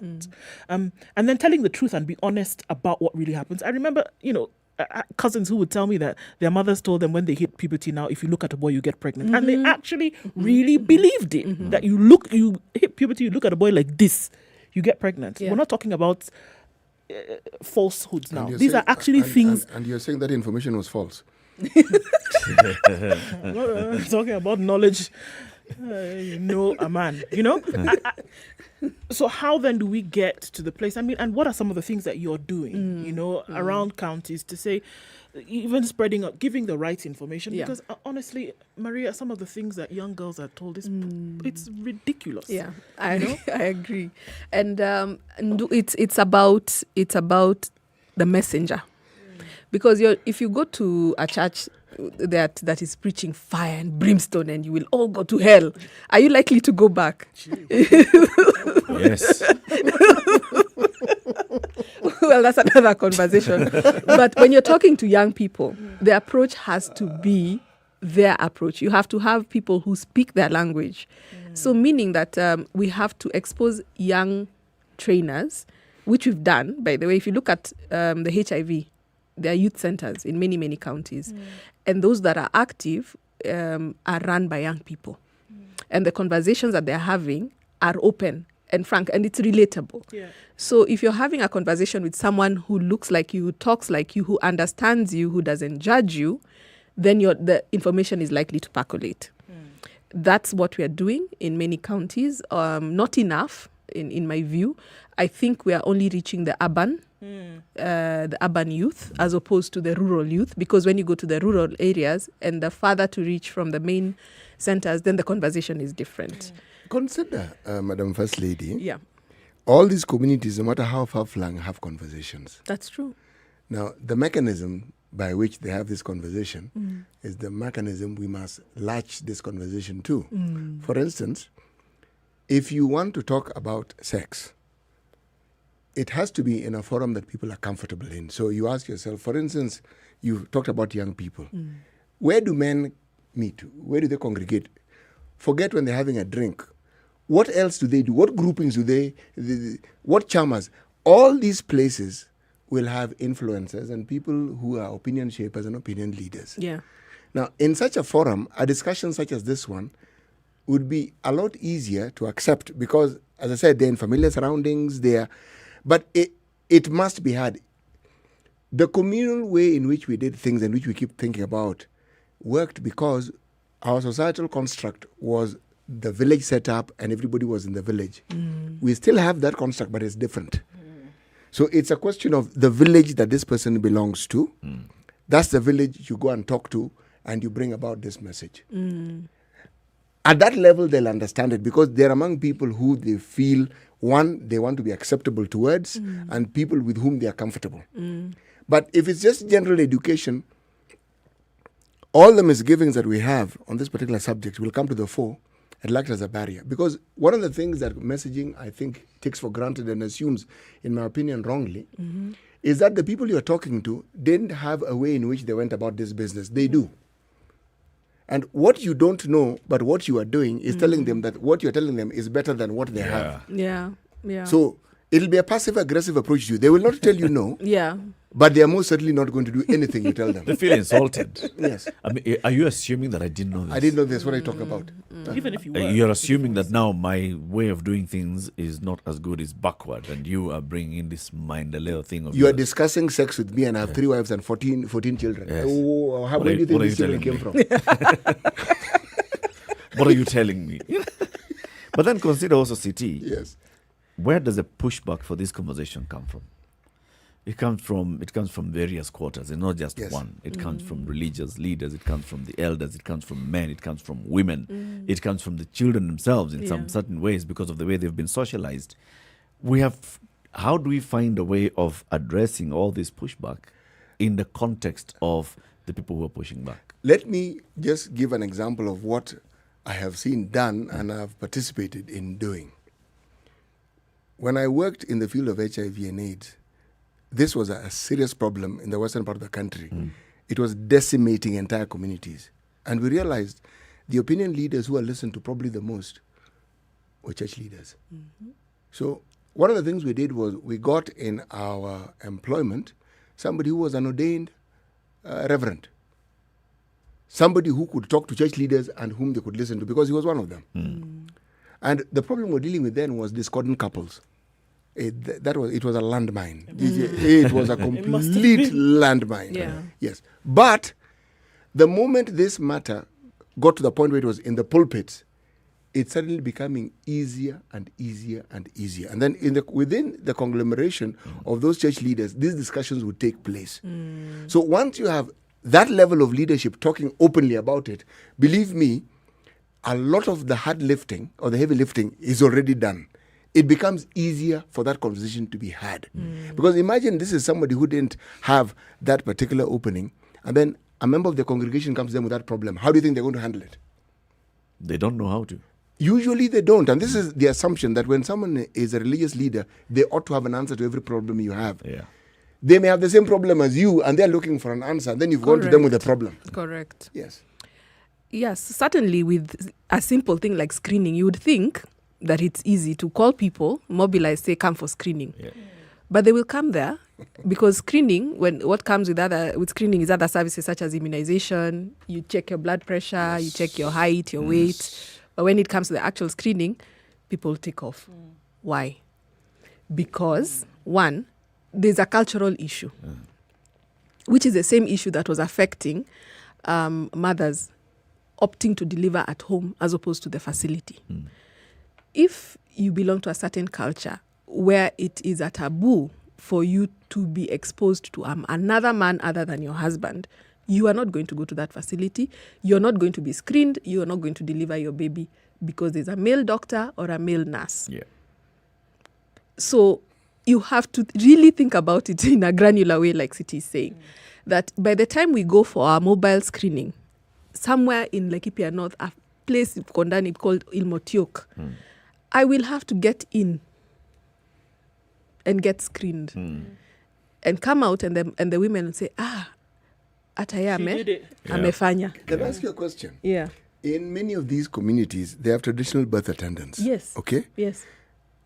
If a health facility includes such people who are already accepted by the community, Yes. okay? Yes. Even if it is community circumcisers, Yes. if you include them in your program, you actually find that whatever you are putting across becomes infinitely more successful because, again, Absolutely. they are relating to people they know and they trust. I agree with you. And that's how actually we overcame our problem with maternal deaths in Laikipia. We actually saw these traditional birth attendants as companions. We actually call them TBCs now in Laikipia. And we incentivize them because we tell them for every mother who delivers at the facility that you bring, every mother you bring, we will give you a goat. Because they are paid by the community Yes. with a goat. For the service. Yes. And we realized that we were actually interfering with a very fine process here and sidelining the TBAs. Yeah. And now the turnaround is amazing. Madam First Lady, just imagine members of the community who had been delivered by traditional birth attendants. Yes. And you're telling them, these people, they look at you and come to a young doctor. Yeah. Who you don't come know. to a young They will doctor, not some accept. stranger, They will and not leave accept. this one. Yeah. Who delivered your brother? Yes. And even in the West, they're actually favoring home births. Yep. Yeah, you have doulas. And Doulas. such now who are, Doulas is just another TBC. They're doulas. Yeah, but they're trained, of course. The level of training is a bit higher. But this is really the point. Yeah. When you have community workers, yes, why can't you upskill their capacities? Because you can't. These people already have knowledge. Just add it to the knowledge they have. I agree with you Yes. 100%. And make them an integral part of what it is that you're doing. Exactly. Yes. Yeah. This UHC dream that we've been having. One day. We're getting there. One day in this country, we shall have, slowly but surely. Yeah. One day. But we shall Eric, have allow UHC. me to talk about the deaths that are associated with cervical cancer. And this is the thing about the push to have the vaccine. If we can prevent it, and because the science shows that it's preventable, let's do it. Because what we end up doing is fighting something that has already reached the end. By the time we're talking about 9 deaths a day in 2019, 2018, how many years are those? And these are women who are dying at the age of 40, 35, 50. And yet we could have dealt with it at the age of 9, 10, 11 years. So that's really the conversation that we ought to have as a country that we don't have even in many other sectors. Prevention. Prevention is really critical here. Very, very, very true. And City keeps saying this now you have the stamp of the First Lady's office. Go forth, City. Spread the message. Maria Mbeneka, First Lady, Laikipia County, thank you very much for joining us today. Thank you for having me. You didn't call her Excellency. It doesn't. You were going round, Madam First Lady. I wasn't going around, Eric. I was juggling what to call her. Because Madam First Lady, I'm certainly Your Honor. I wasn't going to call her Maria Filgona. Okay? Sorry, Mbeneka. I wasn't going to call her that. So, I was... When you saw me looking up, I was saying, now, how do I dress the First Lady? But Your Excellency, thank you very much for coming. Thank you, Siti. I've had so much fun here today. Come back soon. Asante. And let's see how much progress you've made as the County First Ladies Association on getting all these conversations happening. Thank you. And we're looking forward to our 10th clinic next month. You'll tell us when you launch it. Absolutely. Kenya's biggest conversation continues into the next hour. Thank you very much for joining us wherever you are. The chairperson of the Parliamentary Public Investments Committee in the National Assembly, this is Abdul Nasir, will be joining us in the next hour. Let's talk numbers. The numbers that matter to you also matter to the NCBA Bank. And they say, come, let's talk. NCBA Bank, go for it. Good morning. It's 8 a.m.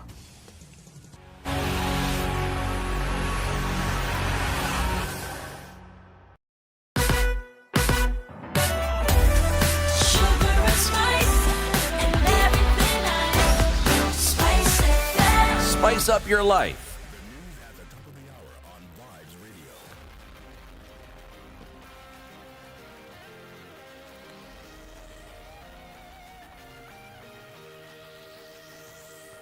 Good morning. This is the Newswire. I'm Leah Ubaga. A post-mortem report shows that John Kiru, who was allegedly killed by police for breaking curfew laws, had several blunt object injuries on his head. The report further states that he was hit severally by the blunt object, causing internal bleeding into the brain. The autopsy shows his skull was fractured and he suffered a concussion, causing him to die. Kiru, who is 38 years old, was killed on the night of Wednesday last week in Kayole after allegedly being arrested by police officers for flouting curfew rules. His death caused protests in Kayole, with area residents demanding for justice. Ni kijana alikuwa ametoka kazini jana, akapatwa na maaskari, akachapwa hadi akauliwa. Na to make the matter worse, huyo kijana kabla akufe alisema bibi yake apigiwe simu na akasema mpaka gari yenye hao askari walikuwa wanatumia. DCI detectives have arrested a prison warder, Edwin Omuse, who disappeared from duty yesterday armed with a G3 rifle on a mission to kill his girlfriend. An enraged Omuse stormed out at Kangeta GK prison in Meru carrying the carefully concealed rifle in a sack. He assembled the firearm and made a call to the girlfriend, who is a fourth-year student at Mount Kenya University, inquiring on her whereabouts. The detectives, however, managed to move in and without firing a single shot, arrested Omuse and recovered the firearm. This comes barely a week before a rogue police officer in Nakuru shot and killed his girlfriend, who'd gone to receive treatment at a hospital. Kilifi Governor Amason Kingi has insisted that the coast region must have one political party that will be used by local leaders to contest for various positions. Speaking at the official opening of the maternity ward at Mariakani Hospital, Kingi said the time had come for the area to have a party. Kingi's remarks spark a new debate over who has the say in the area between him and Mombasa Governor Ali Hassan Joho, who has recently been quoted as vowing to run for the presidency through an ODM party ticket. For how long will the coastal folk become political tenants? We need a party that believes in the interests of the coastal people. Juzi jerikeni yangu ilipigwa teke, ama mjui, lakini jerikeni yangu juzi ilipigwa teke. Nenda kaangalia maji kwingine. Nitawapatia mwiko, wengine nitawapatia majembe, wengine wapatiwa tindo, tutachimba kisima ya mkwani. And finally, two people, a lorry driver and passenger, are receiving treatment at the Nakuru Level 5 hospital following an accident that left 6 people dead on the Nairobi-Nakuru highway. The accident involved a North Rift 14-seater matatu and a lorry. Police Commander Beatrice Kiraguri said the lorry driver lost control as he tried to overtake other vehicles, resulting in the accident. Lorry iliovertake ikaenda ikagonga ile matatu head on. Hapa tunaona matatu ilijaribu kwenda kando, imejaribu kabisa sababu imeenda ile leni ya mwisho ikijaribu kutorokea ile lori. Ukiangalia kabisa utaona vile hiyo gari imekaa na gari yetu vile ilikuwa. Kama pangekuwa na hii daraja, dereva yetu ukiangalia kabisa alikuwa anajaribu kuihepa, lakini kwa hii mabati inaonekana hapo ndio imefika mwisho. That's the Newswire. I'm Leah Ubaga.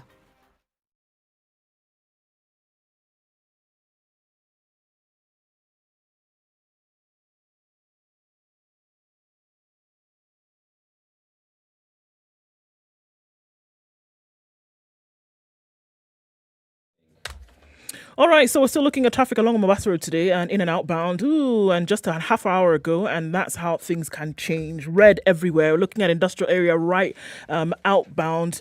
Packed, Lunga, then to Likoni, and then joining with the Likoni interchange on Mombasa Road today. Doesn't look good at all. Langata Road is also quite packed.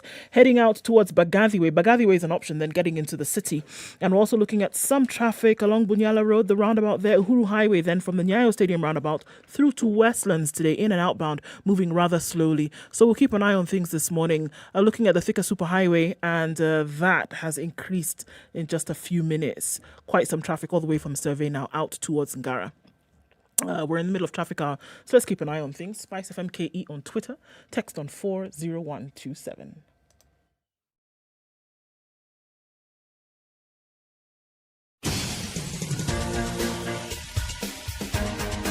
This is The Situation Room, the home of hard-hitting political commentary and penetrating insights about the state of the nation. This is a talk radio experience like no other. The Situation Room, a place for hard truths, debates, and elevated conversations. The Situation Room, witty, political, engaging, deep, controversial. In the room, we have C.T. Muga, researcher, academic, seasoned political observer, a fountain of wisdom in these politically uncertain times. Ndu Oko, Nigerian by birth, Kenyan by choice, communications expert, Pan-Africanist, a truth seeker and believer in people power, and Eric Latif, agent provocateur, the man in the chair, seasoned journalist, news hound, a man who believes in punching up, not down. This is the Situation Room, the only 5 way to minutes after start 8, your day. Kenya's biggest conversation. It continues into the third hour. Let's hear today's proverb. A baby cannot be heard crying from their mother's womb. A baby cannot be heard crying from their mother's womb. Yes. Implicit in that proverb is babies cry and they may be crying. But the little detail here is the issue of that distress call being heard. It doesn't mean that the babies don't cry in their mother's womb. No, it doesn't mean that at all. Okay. You learn something new every day. Right. Indeed, you do. This conversation is live streaming on SpiceFM KE, YouTube, Facebook, Twitter, and our website, www.spicefm.co.ke. You can also catch us on SpiceFM around the country. And now for the next 1 hour, we are live on KTN Home. Our guest for this hour is the MP for Mvita constituency, the chairman of the National Assembly's Public Investments Committee, Abdul Nasir. Thank you very much for having me. Welcome to the hot seat. Asante. Good to have you here. Your sense of fashion is quite good. You're giving CT some good... In fact, one could say that your sense of fashion is quite converse. Yeah. Thank you very much. No, actually, I've been planning to come over for a while, and then I think today we're currently on recess, and my next meeting is at around 12 o'clock. So I opted, might not be very, very ideal to start suiting up from first thing in the morning. But usually just around this time is when I've just finished training. So I decided to reverse roles. I'll be here, and then later on probably just go and do a bit of training, then head to serve the people. That's a very good thing. So you're on recess, but you're still meeting? Yes, we are still meeting. Recess usually is for plenary sittings, the chamber sittings, but committees are allowed to sit. And we have opted, because we had quite a bit of things that we need to finalize on, that we're planning to meet, and then we're going to take a little break, and then we'll meet again. So, yeah. Kenya is very small. I mean, there are some parts of this country where when you go for recess, then it is like continuous for such a long period of time. But where but majority, can be able to traverse. And if we can be able to take a break of a week, and then a week back, and then a week again, should be good. Works enough. for you. You have a full in-tray as a Public Investments Committee. For very many people who may not be aware, what is the scope of your committee? What do you deal with? Looking at the accounts, both audited through the Auditor General, and equally those that are internal accounts, basically any financial reports on state corporations. State corporation is any entity where government has, any entity that can sue or can be sued. And is registered and has, in many cases, its own act of law. And we can be able to actually go through the accounts as well. So you oversight parastatals? We oversight parastatals. They're called state corporations, but yeah, parastatals is good enough. Okay. Those are the ones that have very many scandals left, right, and center. Yes, it is true. And also, we're also talking about... There are also some that those that have actually been listed as well. Are we talking about those that are listed as well, but the government has taken it? Kenya Power is one of them. Yep. KenGen is another one of them that are listed. We've got the likes of East Africa, Portland, Cement as well. So with all of them, today in the papers, we are seeing the meeting that you had yesterday with the Kenya Airports Authority. Yes. You'll tell us about that. Yeah, we have been asking ourselves for a very long time. So Sharif Nasir's committee has been sitting and investigating KEMSA and this whole scandal of the KEMSA billionaires, and it's taking forever. No, actually, it's done. Is it? Yeah, we're done. We're done with our report. The only difference is by the time we actually finished adopting that particular report, we're currently on recess. So the first day after recess is over, you will be seeing a report being tabled. Okay. For obvious reasons, right now, because of the fact that we've not tabled this report, I cannot start dwelling into details. But the members have already adopted it. It's already been signed. It's actually a document waiting. So there is unanimity from the committee on this particular report. Yes, we do not have a minority report. Okay. When you have issues that members are not in agreement with, there's usually what is called a minority report, where someone else can be able to. But in our instance, we had at least a good quorum, acceptable in law and in the standing orders, for us to be able to do a final report. When you say it's been adopted, what does that mean exactly?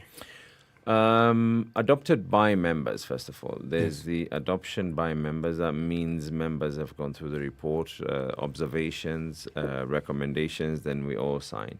And after it's been adopted by members, it now becomes a document no longer belonging to the committee, but it becomes a document belonging to the floor of the House. And now at that moment, that's what democracy is all about, because you elected people to be able to represent you in the National Assembly. So that document then now belongs to the people of Kenya, the people who have been basically donated that political patronage by the people through democratically being elected. And then thereafter is when they debate on that particular document. And it's not just parliamentary report alone.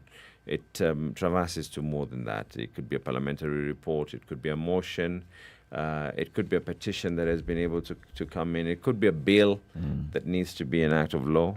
So everything has some level of legal processes. But when it comes to this particular matter, that it is a committee report, it goes onto the floor of the House, it is debated, then thereafter it is voted on. Very rarely do oversight committees have amendments. Very, very rarely.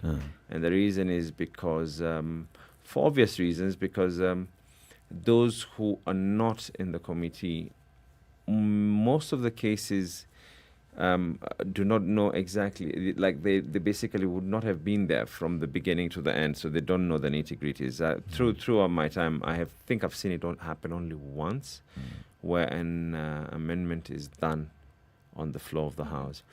But on other instances where you've got bills, where someone can be able to come up with a suggestion, whether it's a government-sponsored bill, it's a private member-sponsored bill, anyone can be able to talk about anything, and you can then be able to amend those particular clauses that you want on the committee of what is called the Committee of the Whole House, where that's where voting is done. How do you decide what cases that you're going to then look into, or what state corporations you'll have a look at? Some whistleblowing, there's something that's going on, there's chatter. How do you decide? You see, the thing is, I'll give you an example. You started with the Kenya Airport Authority. My mandate does not just include on looking at matters that are current. It is not an issue of something that is right now. Our mandate is to go through their financial reports from the last time. So I inherited a seat where the Kenya, I'm just giving you an example of KA, where KA had a huge backlog of audited accounts that had not been presented, or had been presented, but the former PIC, of course, and not for any other reason, but because of the workload. So when we start going through them, and you need to start going through something like, let's say for argument's sake, from the year 2010, and whether you like it or not, you have to finish the issues that were raised in 2010. This is why this notion that is always there, I've had instances where, these things will always haunt you. I've had instances where a state corporation, we go through some things, and some of those people who were then head of those state corporations, White Moi's time. Yeah. So you can imagine the kind of things that they did then. They never expected that these things are actually going to start hitting on them now. So it's not, and then when we're planning what we usually try and do, there are various sectors. We've got the road sector, we've got the energy sector, we've got basically like human resource sector, which is then things like NSSF. Then you've got the health sector, which is the likes of Kenyatta National Hospital or NHIF. And so you kind of like try and break them out that, we need to finalize in one report. We're going to look into issues to do. There's also going to be energy sector. So whether it's going to be KenGen, it's going to be Kenya Power, it's going to be who, it's going to be who, it's going to be who inside there. And then, of course, yes, Kenya Power has been in the news a lot. You'd be surprised that, and I hope Media House can actually be able to highlight on this matter. The Office of the Auditor General, in terms of auditing, has actually probably done a better job than private audit firms. The law allows, actually what the law says is that any state entity has to have the signature of the Auditor General, the substantive of Auditor General. However, the Act governing the Auditor General's office equally allows them to be able to subcontract someone else to try and do the job, because there's some sectors where it's very, very specific. They cannot be able, they need someone who has certain levels of expertise. And I think in our last reports, we did indicate that it might be vital for them not to subcontract. So to develop internal capacity. Yeah, you can imagine. I said at a time when I looked at the audit reports for Kenya Power Lighting, and then because these things were subcontracted, you're getting an audit report that is giving them a clean bill of health, like 100%, that they're totally spotless. And we're seeing now what is happening. And those things were done by private audit firms. They were actually done by private audit firms. It's very easy for someone to ask me, what happened? What did you, And I actually refused. I said, we can't do this. It's impossible. That's why now we even come up now and said that, our mandate, our first mandate actually is to look at their financials, then, if any, an audit report. So we're now reversing it. We're saying, what, in institutions like this where, you're being given 100% clean bill of health and you can see things are not right, you would rather just go through their internals. That's where actually the other institutions, the DPP and all, if you look at the internals, that's where things actually are being done. That's where things are cooked. Yes. Let's look at all these institutions. For example, now Kenya Power, the Kenya Airports Authority, KEMSA. All of them have issues that are current. And like you're saying, you get into a position where, as a Public Investments Committee, you are catching up with the backlog of previous years. We do. In some cases, you're dealing with current plus previous. Yes. In some cases, you've got to clear the previous reports as you go into the current. We actually have to do it simultaneously. We don't have a choice. We have to do it simultaneously. Simultaneously in the sense that if something is going on right now, then it is something that... I'll give you an example. You started by mentioning that you saw me on the issue of the airport authority. The issue, I don't know where you read that, but I don't know. It's in the Standard today. It's covered in the Standard today. Page, was it 34, CT? Yes. Page 35 of the Standard today. Cancellation of JKIA terminal contract haunts the state 5 years on. Yes, exactly. Yeah. Oh, there it is. What this was about was this was done not now. This is not something that was done recently. This was done quite a while back. And what happened, and it's very, very clear in the audit report. It's actually so evident on the audit report. There's what was called the Greenfield Terminal. Yeah. And government had decided that part of the issues that are there was that we need to build an airport. So they signed up a contract, gave that contract to the person who won the contract, even did the groundbreaking. paid a down payment and did the groundbreaking as well. In fact, one of the queries that actually came in, as per the audit report, I'm not even saying things that are not public. These are things that are there in black and white. So one of the issues that was there was that they spent 75 million just to groundbreak. Which was not even part and parcel of what is to groundbreak? The ceremony? The whole ceremony. The ribbon cutting ceremony. The ribbon cutting and, and then the auditor says this is in the audit report, the last thing that we saw there was, it was just basically, and now after paying this deposit, the deposit is not in millions. It's in billions. It's in billions. 4.2 billion. Exactly. They paid this money. Then they decided to cancel it. Of course. But these are the issues that we want to look at now. Why exactly was this cancelled? But then after they decided to cancel it, then these guys came up with a bill of compensation. And they're saying you've got to pay us 17.1 billion. And this, at the same time, this is the same. If this had gone through, it would have been one of the largest investments in this country. If you had what the MD, who is now a substantive MD, he had been acting for quite a while. But if you heard him, indications are likely that there is need for a larger airport.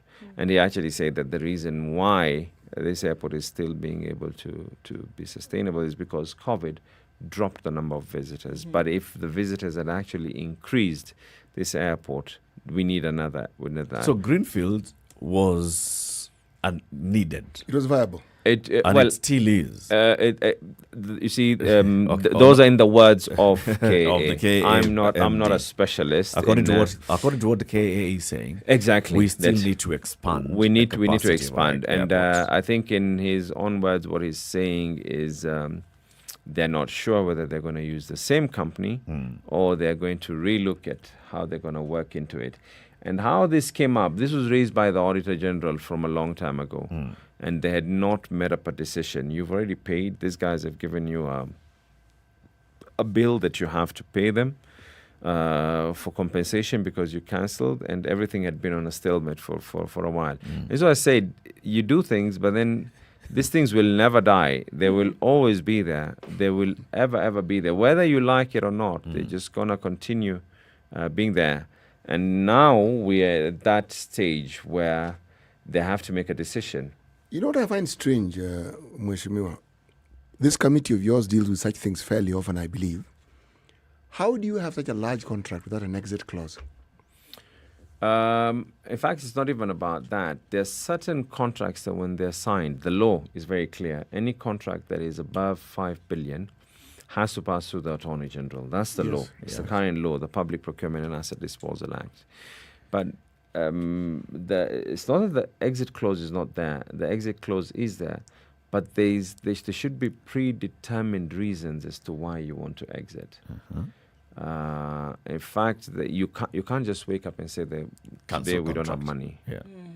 And then, of course, it depends on the year that this particular contract was signed, whether it was signed with the old act or the current act. The current act is that you have to have 5 billion. Current act is that you cannot sign up on something unless you have the resources, the finance for it already. You see why I ask? Any basic contract, even if it's an employment contract, there is that clause. These are the terms on which we can part ways. And if you look at a majority of these contracts, they sign some of these contracts based on international standards. Yes. Now, on international standards, when you sign up a contract, international standards as well do not expect you, one, to delay payments. International standards as well do not expect you to either chicken out in the middle or anything else. So we are forget about just this alone. We are losing so much money on interest. Too much money in this country is being lost on penalties and interest. Your reporter, of course, must have been able to cover this yesterday as well. And as a committee, we have what is called an open door policy, where nothing is actually ever done in camera. Whatever it is that we do is open up. It's first of all, it's law, and secondly, we actually facilitate it. We have a liaison officer who actually facilitates let the media be able to come, and people know exactly what is going on. In the event, we've had an instance, I think once or twice, where a witness can actually say, I wish to speak in camera. Then in that instance, we request the media to step aside, and I listen to what are the actual issues. And out of the 2 times, I think out of the 2 times, 1 time I actually ruled that this is not something you should even talk about in private. One of the times that I did rule that yes, this is something that someone can be able, because we were going through a company and the company said, I cannot be able to start disclosing. I'm a private company. If you want me to disclose my financial capacity, whether I had the capacity, you're asking me to exactly. So that was a fair request, and we said that is a fair request. You can be able to do that in private. But even KIA yesterday, if you notice, there was another contract that they've cancelled, and now they've lost about a court case for about 160 arbitration, where they have to How pay. many such cases has your committee dealt with? I'm talking about the period when you've been chairman, or are in the process of dealing with. Just the number. Gosh.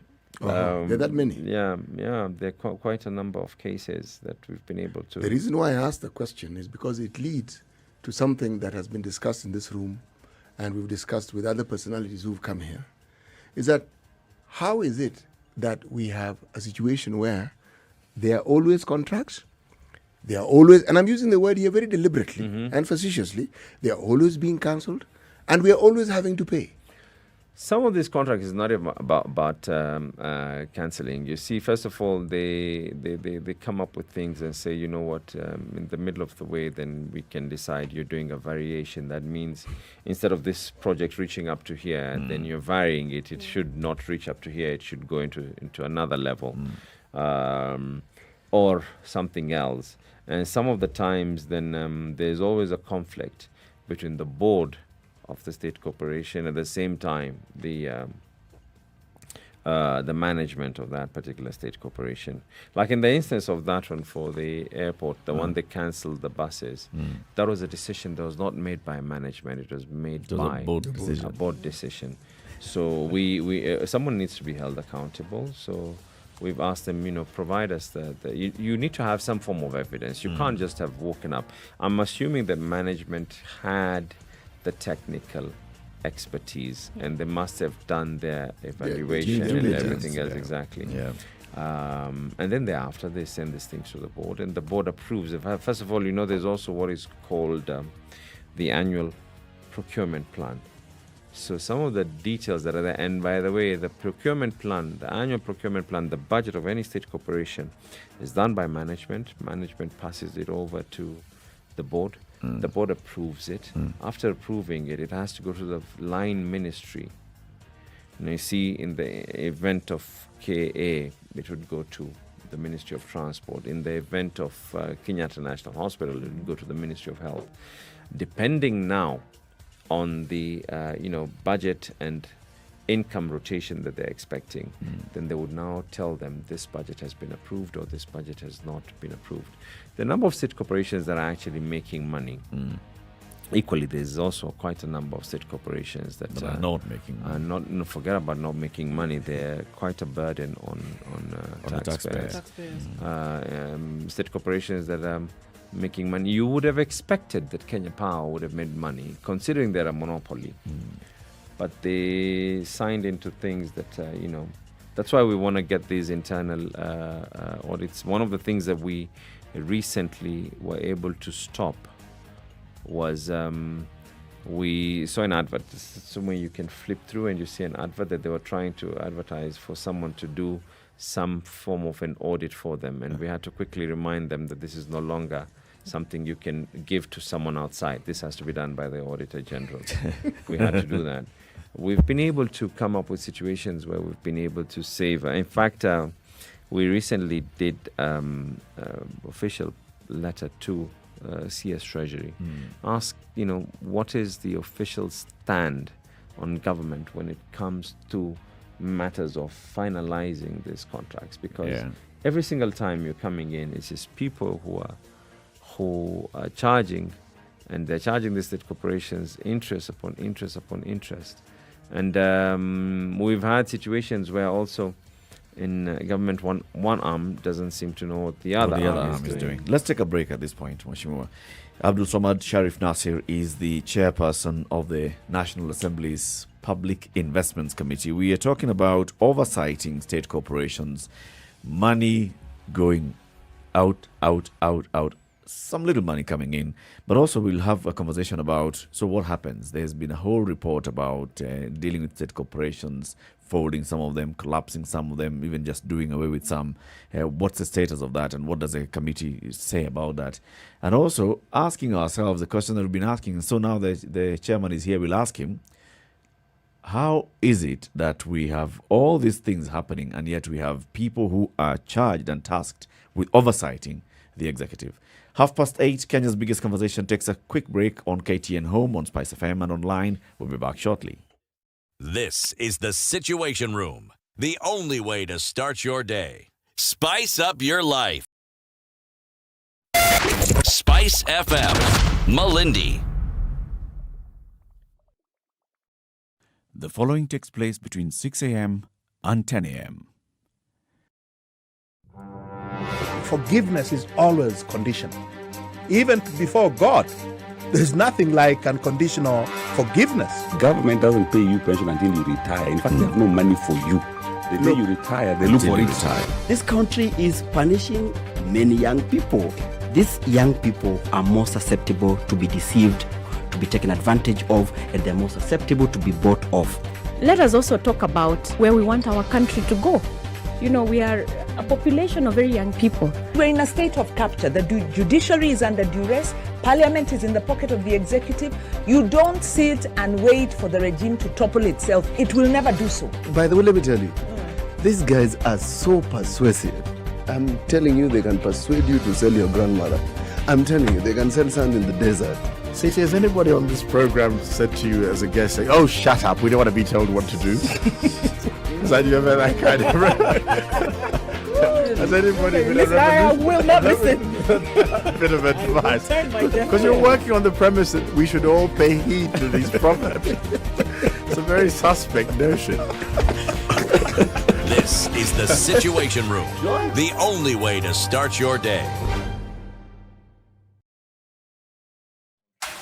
The weather with Spice Cloudy FM. conditions in Nairobi, highs of 25 and lows of 10 today. It's cloudy in Nyeri at 16, highs of 23 and lows of 9. Sunny conditions in Nakuru at 16 with highs of 25. It'll come down to lows of 13. We're looking at lows of 12 in Eldoret, where it's sunny at 15, going to highs of 24. 30 will be the high in Kisumu. It's sunny at 22. 21 and sunny in Kakamega, highs of 30 and lows of 15. 24 and rainy in Mombasa, highs of 29 and lows of 22, and Malindi also light rain this morning at 26 with highs of 29. 28 will be the high in Kampala, where it's mostly sunny at 22 and sunny conditions at 21 in Dar es Salaam with highs of 29 and lows of 19. 12 will be the low in a sunny Johannesburg this morning, going to highs of 23. Mostly clear conditions in Lagos at 25 with highs of 30, and we'll see highs of 32 in a cloudy Kinshasa currently at 23. That'll be the low for today as well.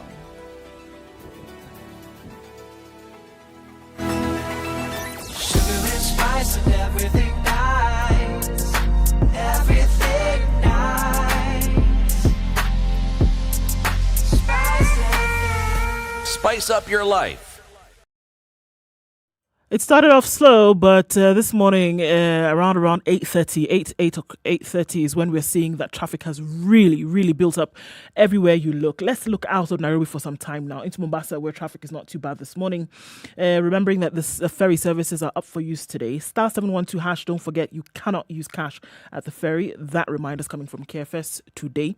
Looking at west as well, out Naivasha through into Nakuru, not much of an issue today. And lakeside of Kisumu, city is doing all right.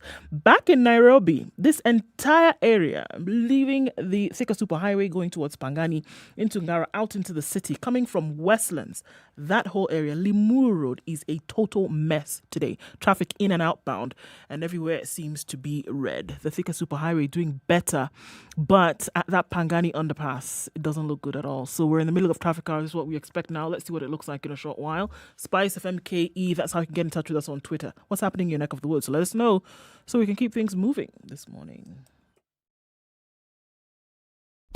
Classic soul, R&B, smooth jazz, neo soul, and nostalgic ballads. Make some noise. Yeah. You're listening to Spice FM. Mature, intelligent talk every morning. Spice up yourself.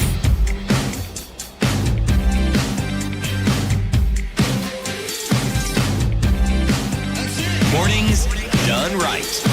94.4 Spice FM, Nairobi. Kenya's biggest conversation. It continues. In the Situation Room today is Eric Latif, CT Muga Nduoko, and Abdul Sharif Nasir, the MP from Vita constituency, chairman of the Parliamentary Public Investments Committee. Mheshimiwa, as we were going to the break, you were giving examples of cases that you've dealt with, reports that you've seen of state corporations, and saying some things that were done in the past and you have to deal with them now. Yeah. And you were still saying that it is possible for people are doing things thinking that they can get away with it, but they'll catch up with them. It will. But we have not seen that, Mheshimiwa. I do not recall, for example, since the 2010 Constitution, a case where I have seen the Public Investments Committee come up with a report, it's adopted by the House, and action is taken where, based on this report, I am seeing cases in court. I'm only going to give you one example. We, NSSF, we took over this, and we, in the middle of going through the audit and the investigative part of it with their finances and everything, realized a loophole where we actually saved this country 6 billion shillings.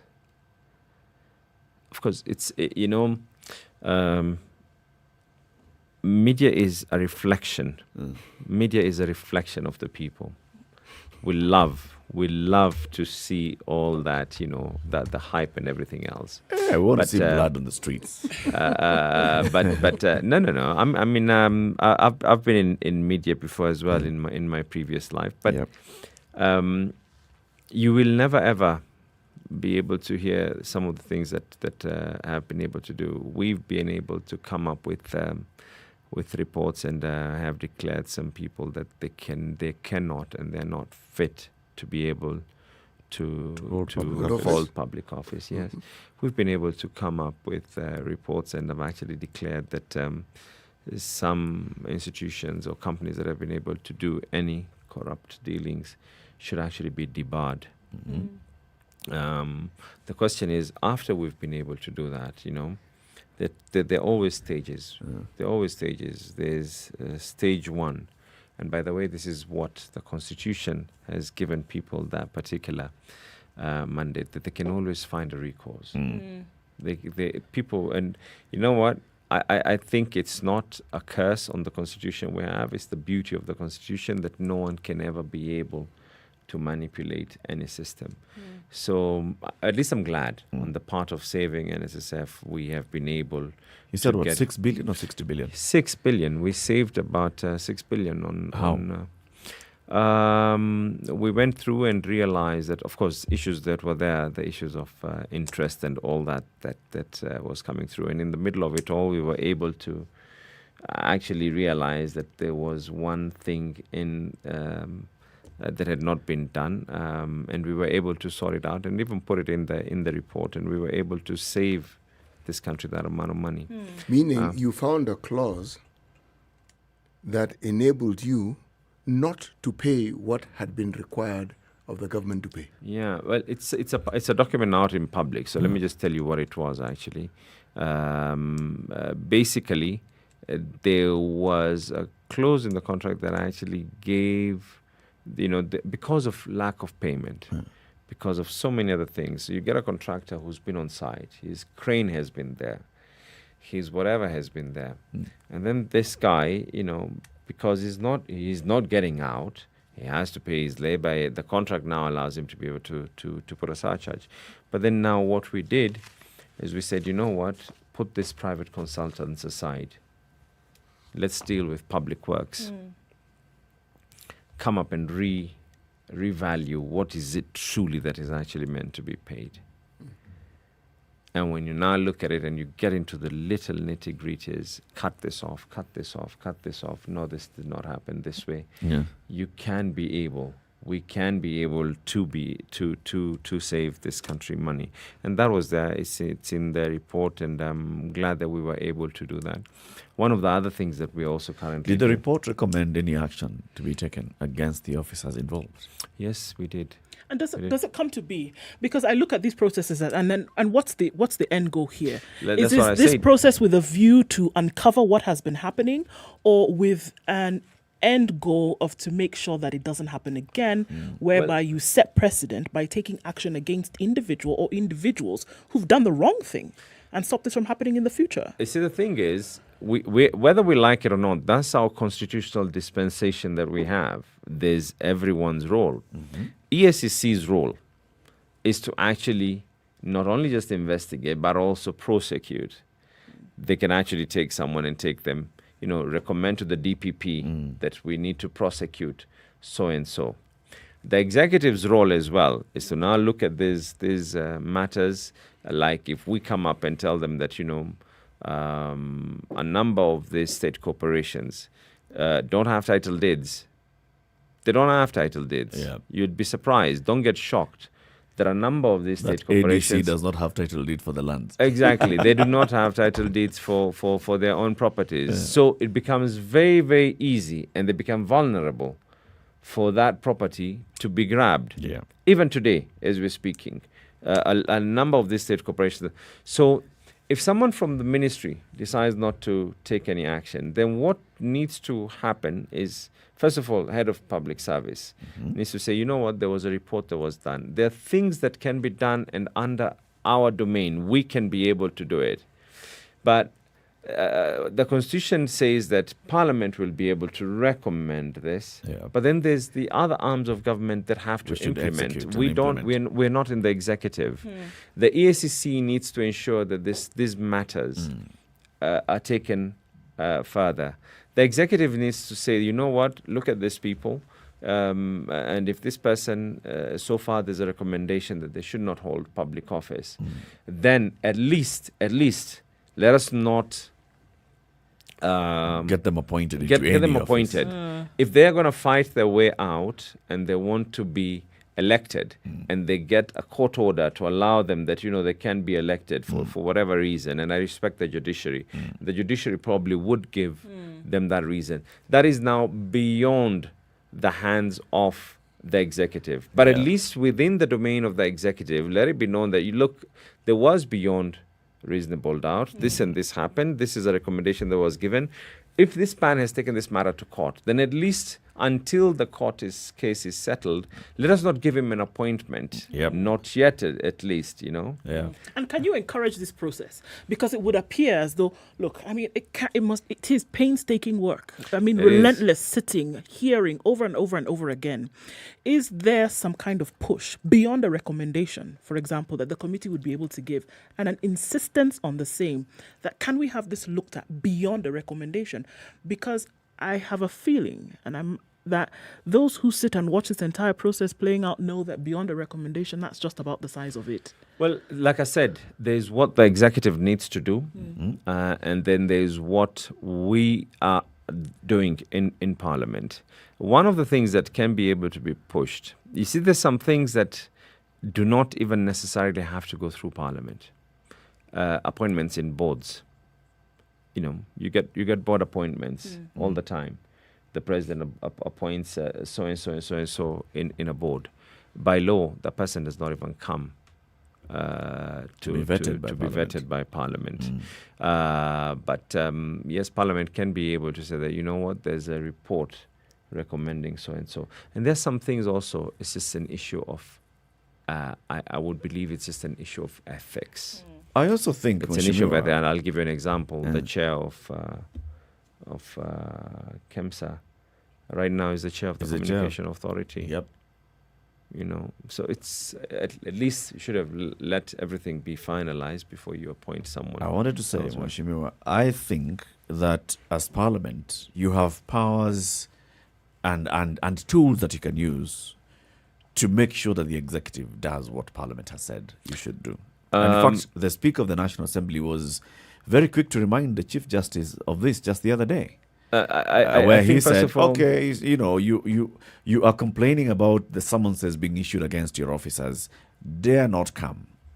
We have other ways of making sure that you feel the impact of not honoring summonses by the National Assembly. Why can't you expand that and say, if we've come up with a report and the report recommends this action be taken, if that action is not taken, we also have tools. We can deny you budget. Exactly. Exactly. Why don't we see that? But you see, I'll tell you one thing, and this is the reason why I'm not going to get into that debate, the whole debate of BBI. This is one of the major reasons why I strongly believe that CSs should be presented in the national. It should be there in the National Assembly. Right now, what we have is committee chairs. It's very easy. If you're going to have a CS, for argument's sake, you recommend someone. I'm not saying that that is what has happened.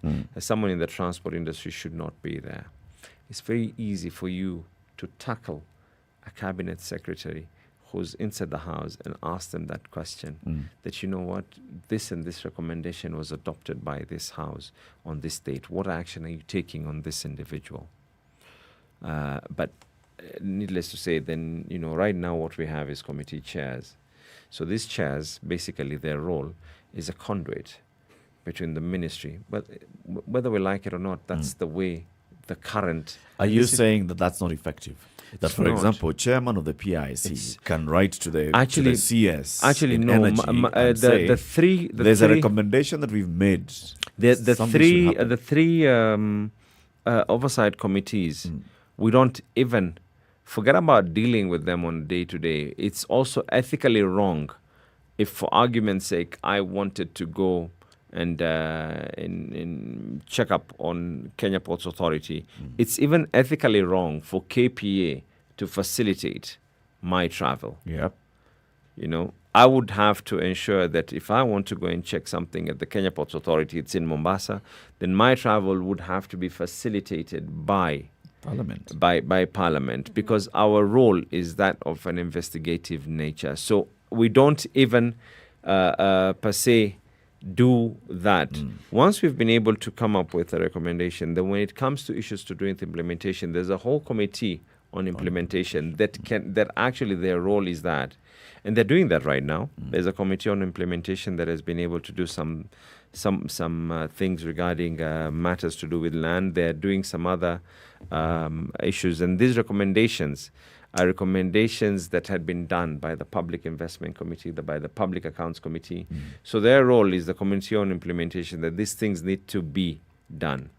Of course, because of either laxity or either as well lack of certain laws that are yet to be done. Or I'll give you another example that, you know, like today I have done it before. It's not that we've not done it. We've recommended companies to be debarred from doing business. I've done it. You know, that these people did so and so, and but then now the public, the authority in charge of public procurement, the PPRA, also have certain guidelines, and those guidelines are yet to be implemented. So until those are done, in fact, the question that was going to be asked, Mheshimiwa, is: yes, you take a stand. Yes, you issue an edict, but how often are these actually followed? But I'll tell you one thing. Look at what EACC has been able to do and the DPP. And like I said, some of these things are not heavily followed as such. The NYS issues. Yeah. I was reading in the papers the other day where the Asset Recovery Authority has been able to recover some amounts of money from that matter. At that time, people felt that it was never going to happen, but it did happen. Eventually, it does happen. Maybe, and I think, corruption has hit this country to a level where 30% of our expenses can be attributed to corruption. That's a very, very large figure. That's a billion. Exactly. 30% of a trillion, yes. Yeah, trillion, yes. Is attributed to corruption. And this is where then, Mheshimiwa, the Parliament gets in the spotlight. Because as all these things happen, one is left to wonder, is this all a very well orchestrated scheme? So, for instance, there are recommendations. Parliamentary watchdog committees such as yourselves will, summon people, will be barking loudly, will be showing their teeth, and then they'll write a report, and then that report sometimes has some good recommendations, sometimes does not have recommendations that are far-reaching. But let's talk about the ones that are far-reaching. Far-reaching recommendations of this auction need to be to happen. And then it goes to implementation, it doesn't happen.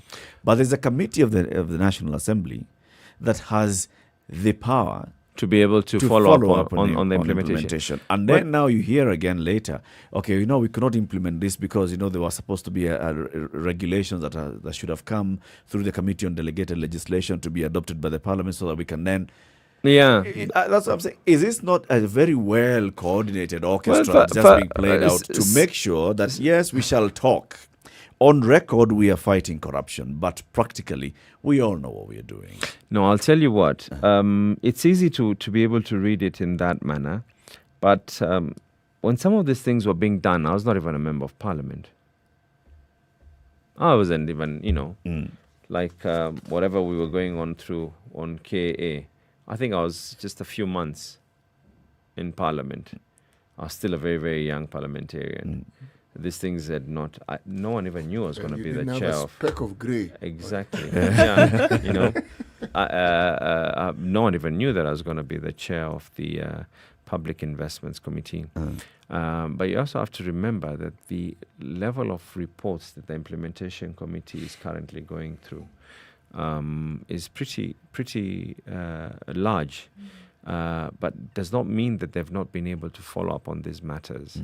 They do follow up on these matters. They have actually been following up on a number of these issues. And then also, about 2 days ago, we had a roundtable meeting where the DPP was there, EACC boss was there, I was there, the PAC chair was there, Treasury team was there, the people from the Auditor General herself was there. And we were just... The reason why we actually had that is because we're saying, look, we've done all this that needs to be done. Something has to be actioned, And they gave their inputs as well, that some of these... in fact, during my time, the first thing that I did when I became PIC chair is actually I held a meeting. We held a retreat on how we're going to be able to work together between myself, the Office of the DPP, Office of the Auditor General, together with EACC as well, officials. And we discussed quite a number of issues. And then now what we're trying to say is, after we've come up with these reports, the best thing that can be able to happen is get them implemented. Failure for which it becomes a problem. It's easy to say that, but implementation committee, how come they're not following up on this matter? But it's easier to say the people have already been told to do it. Why are they not doing it? Exactly, if you say that Parliament's role is just to come up with reports, would be a bit wanting such kind of a statement. But we've done our part. We have truly done our part. We have gone beyond to say that, this and this is what needs to be done. We have seen this, we have seen this. EACC, the DCI, anyone else is at liberty and free to be able to add on to whatever it is. Even the people, the Constitution grants them the right. The people who are mentioned in the report, they can be, and that's why I'm ever extremely. If you look at whatever it is that we have been doing, I always say that, are you sure? Is there anything that you want to add on? In my committee, if the system, for argument's sake, because it's a very sensitive system, so if power goes off and goes back again, then it reboots, because it is something that is the intercom system for recording. I actually make sure that no one says a statement until the system is on, so that at any given time, no one can be able to say, I never said this. Yeah. You're on record. You are on record. You're the one who said this. Yeah, people have been able to try and take matters to court. People have been able to use judiciary as a shield, and it's their constitutional right. It is their right. But at the same time, you can't get away by saying that I was not given an opportunity to be heard. That's why everyone has to be there. And again, it's easy to say that you guys are just doing this because of the media and everything. But it's also easier for me to do meetings as well and not involve the media. Sure. But that's not how I operate. I would prefer operating in a way that transparency. Everyone can be able to come. If the media houses today, you can ask your parliamentary reporter, from the one who did this story to the people who cover KTN as well, that if they need any document, and that document has been tabled before that committee, it automatically becomes a public document, unless the person who tabled that document specifically requests that we would prefer these documents not to be in public domain yet until you finalize on whatever it is that you're doing. And we've had such situations. Okay. Take a break now at 4 minutes to 9 for us to say goodbye to our audience on KTN Home. Thank you very much for tuning in. But the conversation with Mheshimiwa Abdul Sharif Nasir continues to the top of the hour and beyond for quite a bit, because we also want to talk about Mvita and the politics of Mvita and Mombasa. We hear and we read in the press that you want to be the next governor of Mombasa County. You'll tell us about that. Good morning. This is Kenya's biggest conversation.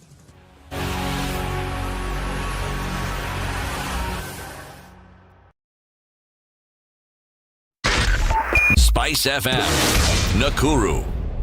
SpiceFM, spice up your life. Conclude the matter of pick and the work that you do. And there are several reports that we're expecting from you. One is this one on KEMSA, and you've said your committee has finished its job. Yeah, we have. We've done our part. Waiting for the next stage. We are hoping, and this is my personal hope, that this one is not going to be like the other report that we saw in the Senate. No, it's going to be different. On MES, which was, had a lot of findings, but then the recommendations were... My recommendations will be based on, I'm not going to start dwelling onto matters, because it is still, as long as it is not yet on the floor of the House, it's still a document that fully is... understood. But I can tell you, just what I can simply say is that it's going to be different from the other reports. And we hope that the actual beneficiaries of the KEMSA billions are going to be exposed. That's what we've been talking about here. CT and I have been wanting to work with KEMSA, but we haven't, and that's how come we didn't end up. We were told that if you pass by KEMSA on Wednesdays and Thursdays, you can actually get a contract. And we have people who've been passing by KEMSA for the last couple of months. And we've paid them so much money because they're working. And so far, no one has gotten a contract. And we're wondering, surely, at what time? Maybe we're passing at the wrong time. Let's wait for the report. Maybe the report will give us some leakage.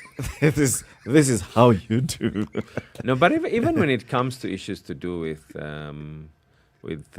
for any good reporter, issues to do with whoever was a beneficiary of that business, any good, decent reporter, and as long as you're following up on a committee, by now they would have already built up. Because we've never hidden anything. Yeah. Everything has just been laid bare. And even in the report, part of the annexures as well will include, this is everyone. Everything is there. Who am I to hide? Okay. Keep it right here for more conversations. Abdul Sharif Nasir is the MP from Mvita constituency, chairman of the Public Investments Committee of the National Assembly. So for the next couple of minutes after the news, You'll tell us about Mvita, about the politics of Mombasa. You want to be the next governor of Mombasa County. Why do you think that you ought to be the man? All right. So we'll give you that moment for free. And then next time you come, you'll pay for it. This is Kenya's biggest conversation, The Situation Room. Good morning. It's now 9 a.m.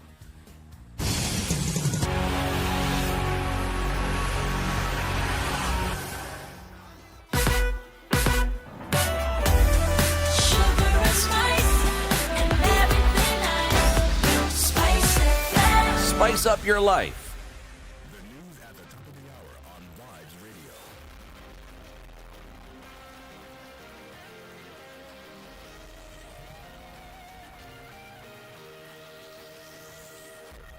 Good morning. This is the Newswire. I'm Leah Ubaga. Public Investment Committee Chairman Abdul Nasir says the Kenya Medical Supplies Agency report is ready and will be released after National Assembly recess. He further says the members have already adopted and signed the report. The committee is meant to recommend the prosecution of at least 15 top government officials and business people over the alleged misuse of COVID-19 related items worth more than 7.6 billion shillings. The probe uncovered evidence of tenders being allegedly given to politically connected individuals and businesses. We're done with our report. The only difference is by the time we actually finished adopting that particular report, we're currently on recess. So the first day after recess is over, you will be seeing a report being tabled. For obvious reasons, right now, because of the fact that we've not tabled this report, I cannot start dwelling into details. But the members have already adopted it. It's already been signed. It's actually a document waiting. An estimated 23,600 residents in the Muthui area in Kwale County continue to suffer drought and starvation. The situation has forced some students to drop out of school due to lack of food. Some pastoralists also continue to encounter losses after their livestock have died due to lack of water and pasture. Various areas of the county have been severely affected by the situation. Another county whose large percentage of the population has been affected is Kilifi. The Kenya Medical Practitioners and Dentists Union say they'll continue holding demonstrations until court orders are obeyed by the management of Kenyatta National Hospital. National Secretary General Davji Atela has also condemned the arrest of several doctors yesterday, despite them being given a notice for demonstrations. The arrested doctors were released on condition that they must report to the police station on the 1st of September. We did not sign a contract that states we should not go to school. How many registrars work in other hospitals and still pursue their postgraduate studies here? Unataka ni watibu na knowledge ama ujiga? The KNH management must obey the court orders. The doctors must be reinstated as the court had ordered. They are trying to use chaos and disruptions to confuse our meetings. Chaos and disruptions are our best friends. Thank you. Shall be here more than you might think about this week, next coming week, and we won't tell you the time. We might even come at night.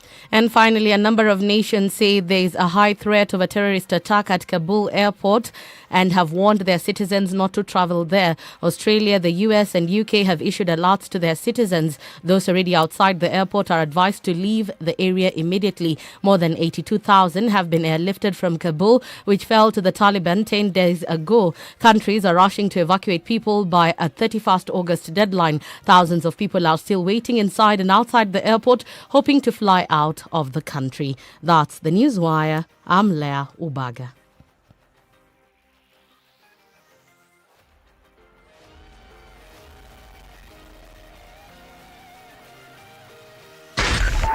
.4 Spice FM, Nairobi.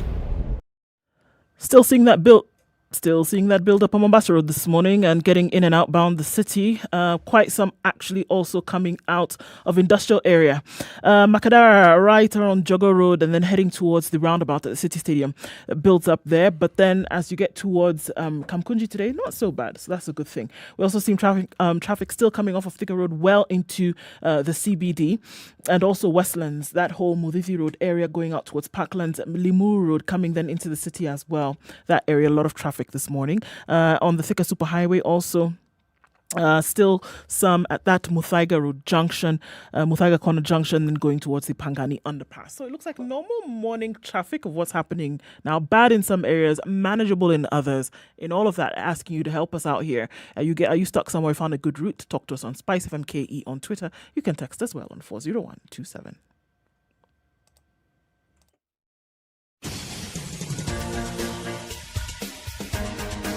This is The Situation Room, the home of hard-hitting political commentary and penetrating insights about the state of the nation. This is a talk radio experience like no other. The Situation Room, a place for hard truths, debates, and elevated conversations. The Situation Room, witty, political, engaging, deep, controversial. In the room, we have C.T. Muga, researcher, academic, seasoned political observer, a fountain of wisdom in these politically uncertain times. Ndu Oko, Nigerian by birth, Kenyan by choice, communications expert, Pan-Africanist, a truth seeker and believer in people power, and Eric Latif, agent provocateur, the man in the chair, seasoned journalist, news hound, a man who believes in punching up, not down. This is The Situation Room, the only way to start your day. It's 5 minutes after 9. Kenya's biggest conversation enters the final hour. Still with our guest, Abdul Nasir, the MP for Mvita. CT, today's baby's proverb. A baby cannot be heard crying in their mother's womb. Okay. This one is not a baby anymore. It's an adult who wants to be the governor of Mombasa County. I need to use that. Eh? This is a very good proverb. A baby cannot be heard crying in their mother's womb. Yes. This is a true story. The true definition is that once you confine something in its... I think so. Bear me if I'm wrong, but I think it's basically that something that has been confined in gentleness, in that love and everything else, you will not see the pain that it's going through in public. Oh, that's a very interesting perspective. Wow. Am I right? No, you've given it a very wonderful perspective. Yeah. Okay. Yes. So, Mombasa. How many terms have you served as MP? This is my second term. Yeah. This is my second term as a member of Parliament. I'm glad. I always say this. I'm not just honored. I'm truly blessed. You know, I use this phrase many times. There are those people who are just simply blessed. I'm showered with blessings. I mean, and for one reason, I represent an area that voted for me, despite religious belief, despite political belief, despite anything else. You know, I was voted across the board. The amount of votes that I was able to get the first time, the amount of votes that I was able to get the second time, and you know, I'm just impressed with the person that the people of Mvita introduced to me today, and I'm looking forward to the person I'll become tomorrow. So I think some things are a calling. Serving is more of a calling. You know, before we get to Mvita, there's something I'd like to ask. In your position as chair of this committee, what powers do you actually have?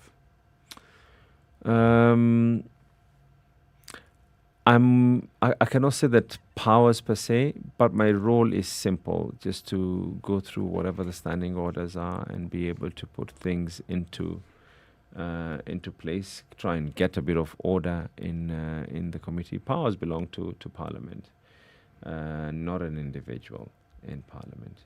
And if we even look at it, that power belongs to an individual in Parliament, then you're going to start treading very, very dangerously. There's a reason why I bring in the word power into the discussion. It's with regards to what we as laymen understand to be the immunity that MPs have within Parliament. Meaning, there are things you can say within Parliament which you dare not say outside the precincts of Parliament. You'll be sued. Precisely. Yeah. And there's a thinking and feeling that given that freedom, it is a power. It's actually a privilege. Not. I wouldn't call that a power. It's a privilege. Actually, I'm using the word power very, very deliberately. Okay. Yes, because privilege by its very nature is something that is afforded to you, in your case, for public good. That is the reason why. That is the reason why you can actually say whatever you want to say in in the precincts of Parliament. And I'm saying that often why it becomes power is because that very privilege is not used.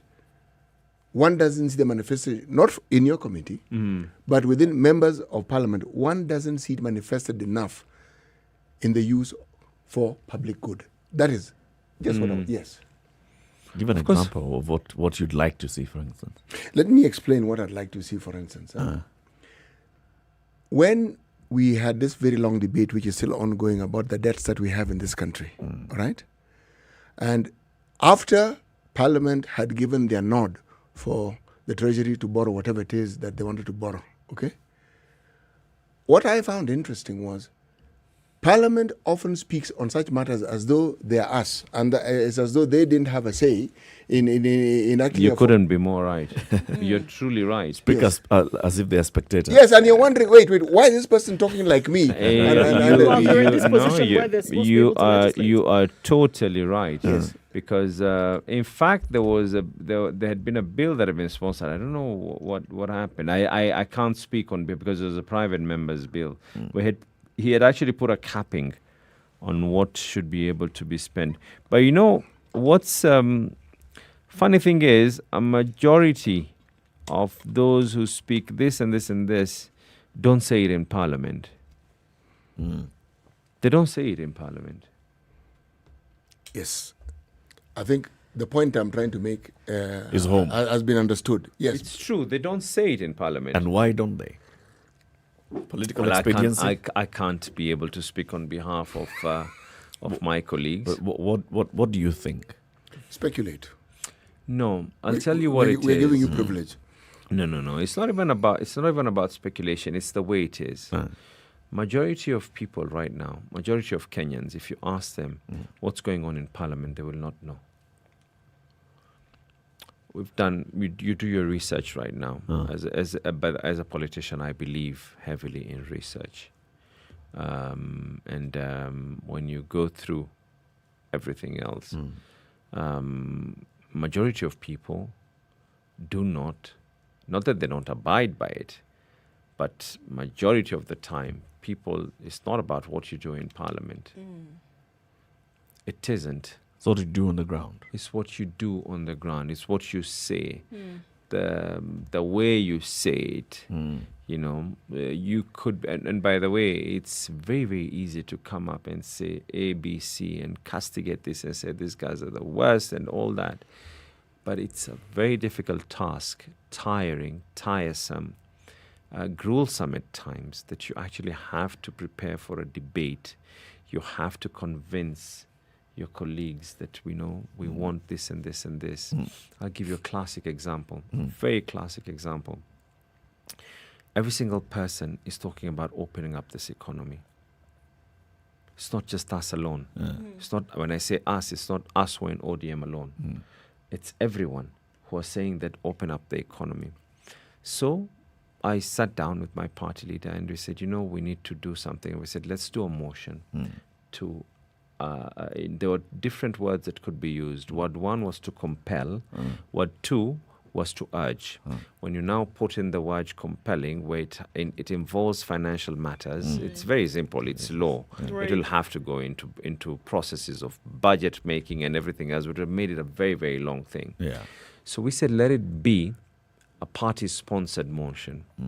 When it becomes a party-sponsored, it becomes ODM throws its weight behind that motion. My motion had three issues. One, we need to ensure that we had this program. We need an economic stimulus package. Yes. And I recommended, or rather on behalf of the party, that there's this program that we had, the Kazi Mitaani, where the youth were being employed. Yes. It might not be much. It definitely is not much, but it is better than nothing. It is better than seeing a young man steal something. It is better than seeing people have the guts to be able to do what they're doing right now.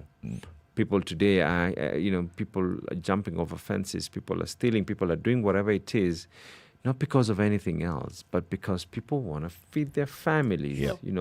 I'm not saying that I'm actually applauding the efforts that thieves are doing and crooks. No.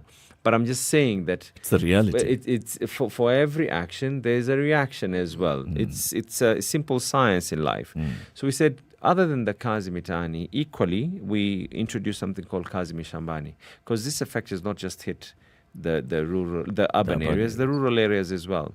And in my debate, I was planning to give the indications. We've given a certain amount of money in this project. We've given about 6 billion for purposes of food security, 1 point something for food security, about 6 billion for purposes of sanitation and all that. Churn that to be something that the youth can be able to do. So if you want to talk about sanitation and everything, involve the youth. You don't have to go and give that to a private company. Then ultimately I said, vaccinate as many people as possible. And I'll tell you what my suggestion was, is that if someone wants to become a bus driver, by all means, be free and fair. You can be able to go out and drive the bus. I'm the one who fought for opening up and liberalizing the matatu sector and the bus sector as well, because you cannot say that the buses are carrying 40% while the SGR and the planes are carrying 100%. It doesn't make sense. So I fought for that. I'm glad that we were able to win that particular battle. But why don't you just vaccinate the conductors, the drivers? Right. And if someone says, because right now there are people who are already bringing that argument up, that, people are actually bringing that argument. Some people have even gone to court. A lawyer has gone to court in Nakuru challenging this matter. If you don't want to be vaccinated, fair enough. After every 7 days, produce a negative to show that you're not a danger to yourself and you're not a danger to others. We respect your religious beliefs. We respect the fact that you're afraid of an injection. It's okay, but do that. In that way, you get more and more people who are being compelled. Right now, it's only the public sector that have been compelled, and they've not been compelled. They've only been compelled through a memo that you either get vaccinated or you're going to lose out. Exactly. Right. But right now, someone can be able to challenge that in court.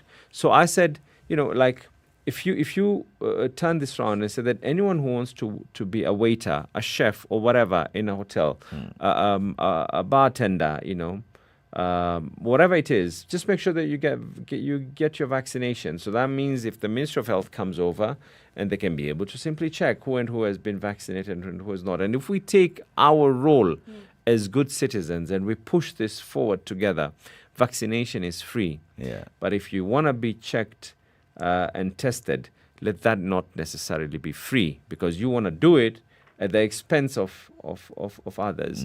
If you want to do business at Mamangina Drive, at the public beach, wherever it is, and we fought for this, for these places to be opened. So that's what we're fighting for. And then ultimately, these lockdowns. I can understand if you're having lockdowns and shutdowns, but give me a scientific explanation. If you tell me that, listen, this country was able to save A, B, and C by the fact that we were able to lock this area down. Lock that place down. If you lock it down, then it becomes all good. It becomes all good totally. I hear you on some of the things that you're saying. And then you said something earlier. You said, well, and this could be when we're looking at the whole parliamentary issue. But then it's not necessary. It's what you say on the ground, and it's what people see. What is it that people then have been able to see that you've done as Member of Parliament that can now be graduated to level of governor? Consistency. One thing about me is consistency. I've always been there. I've never negated on my roles, both in and out of Parliament. I think one key about me is I've never ever not been there in any way, whether physically there or remotely being there to represent them in Parliament. I just gave you an example. When I sat down with the matatu sector, I sat down with the bus industry, and they told me about these matters. I raised it in Parliament. I'm glad that this has been able to be achieved. But I was just giving an example, this motion that we were pushing through. Some people are actually against this motion, not because of anything else, but because it benefits them to go out on the ground and say, Serikali inatuonea. Yeah. Where you can do something about it. So there's some members who would vote no Exactly. Just so that they have that leverage. Exactly. Not even anything else, but the fact that it was ODM that actually did it. Yeah. So on our side, we will not have that leverage. But can you imagine if collectively, all of us as Parliament said that, who is not feeling the economic pinch right now? Name for me one person who's not feeling the economic pinch. Media houses are suffering right now. Yeah. During the time when the crunch was at its highest, a number of media journalists and people who were in various fields in the media industry had to be let go because of lack of advertising revenue. Yep. Companies have been able to shut down. 20% of businesses in this country have been able to close down. 11% of the people who are in the SMEs and the MMEs, they're no longer able to continue with those businesses. For the amount of people who are right now living without an extra meal has gone up by 4 times. There have been people who've been living, and the same way, we have been blessed enough that we can be able to have breakfast. You can be able to walk out of here. There's a beautiful staff canteen, and you can be able to have your lunch. And those who are, out of your way on your way to home, you either have a home cooked meal or you're gonna have, a meal outside. But there are people who actually skip a meal. Yeah. That amount of people has been able to grow up by 4 times. For the longest time ever, the amount of people who've been able to commit suicide rates, people actually losing faith and confidence in everything else. And when that happens, when you get a people that have been able to lose faith in everything else, including their own selves, these are people who've lost all faith in society. And hope. 450 people plus have killed themselves in the last 3 months. 450 people have literally taken away their own lives. Yeah. The effect of the disease is there in terms of infection. But as we are trying to ensure that, infection rates are going low, the best way out is to vaccinate. You've got places right now in countries like in Europe and everywhere else, stadiums are opening up for people to go for football games. Why? Because of nothing else, but because the football games as well are a source of revenue. Yep. And then human beings have been born. We are born as a very social creature. We're a social creature. You cannot be able to tie people down for so long. And then, if you say, right now, let me tell you who the beneficiaries of these lockdowns are. It's the dirty cops. Yep. Because they've got to enforce the curfew and make money out of it. You are, by virtue of being a journalist, you probably being categorized as an essential worker. Yeah. Me, by virtue of being a member of parliament, I would probably be categorized as that, not because of anything else, but I've had instances where I've left parliament at probably 10 o'clock when curfew was at 7 and I had no option. Yeah. I've had instances where, as an essential worker, when flights and everything was shut down, I had to drive every single week from Mombasa to Nairobi. So by virtue of that, you'll be given that privilege. We've got doctors, we've got everyone else. Let's give you a situation where right now you've shut down everything, Uber services, Bolt services, any other taxi app services, whatever that they're called. What happens when a lady is pregnant in the middle of the night and needs to go to the hospital? So you're shutting down people from going out at night. We've got artists right now who are struggling and suffering. Right now, revenue that is coming in from streaming for Kenyan artists is not that high. You're expecting these artists to be able to earn by going out to perform. And they're not. They're not. So you're pushing for the reopening of the economy. And by the reopening of the economy, basically you mean lift the curfew. You need to lift the curfew. Instead of actually shutting down the economy, we need to turn around and make it a 24-hour economy. The same room that we're in right now, if it can be able to earn SpiceFM revenue of figure X, even if it means at night the same room can be able to earn SpiceFM figure Y, and that figure Y is only a smaller percentage of figure X, it's better than shutting down figure Y. Yeah. I've also heard some people who have looked at your motion and have said, yes, it's a good motion, but it seems to be, riding on reality. The reality is that, yes, we need to vaccinate. That's true. The government has already acknowledged that, yes, we need to vaccinate. And then the government has rolled out a plan on how we are going to vaccinate 10 million people by, was it? December, right? They said they're going to do about 150,000 people a day. So by December, so the government is already implementing a plan to vaccinate. And the reason why they're pushing it up to December is because of understanding the entire logistical challenges that they are facing. So your motion then is basically coming to tell the government to do what it's doing. No, first of all, the motion was done before ministry put into place those things. The motion was done way before the ministry even came up with such kind of statements. Then the motion is not just about vaccinating alone. It's about equally when we talk about vaccinating, we're talking about vaccinating. There's a social protection plan that is there. Then other than the social protection as well, we are also looking at the issue of literally opening up. I would prefer if they tell us that, you know what, we can be able to open this country if we reach this percentage of vaccinated people. Then we are safe to open. And I'll tell you, I know that this might raise a bit of emotions. It cost me, a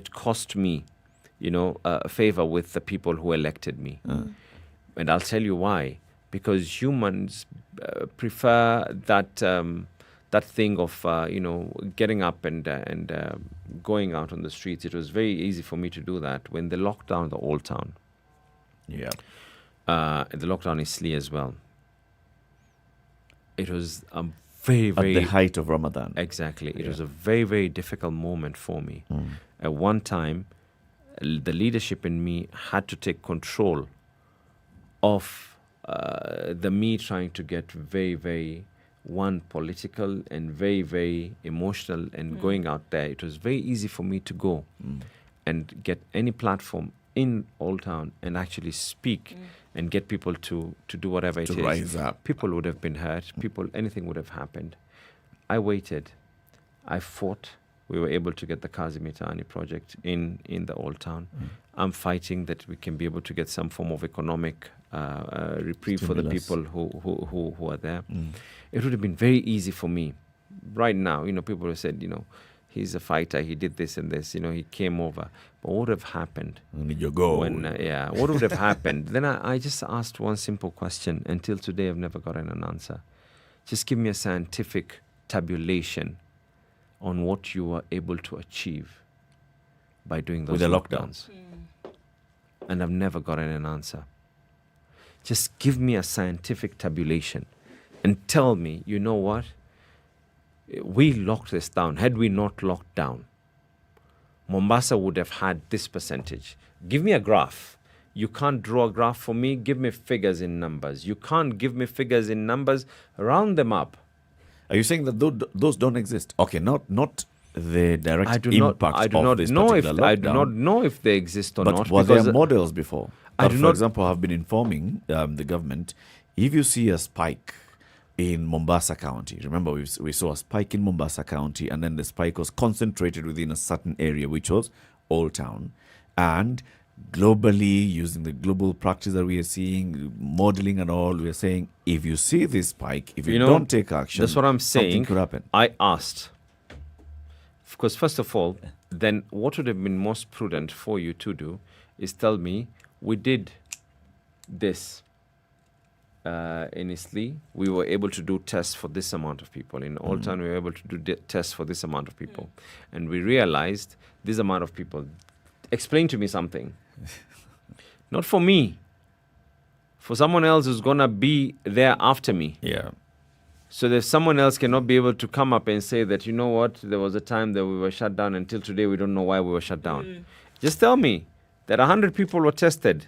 30 proved to be positive. So you had a 30% increase. According to models, the way they are all over the world, if that is what happened, then this and this and this was the effect of it. So you were looking for decisions based on information, data. It's not about clear. me. It's not about me looking for decisions. It's about those people executing those decisions need to do it based on informed data. You can't just you can't.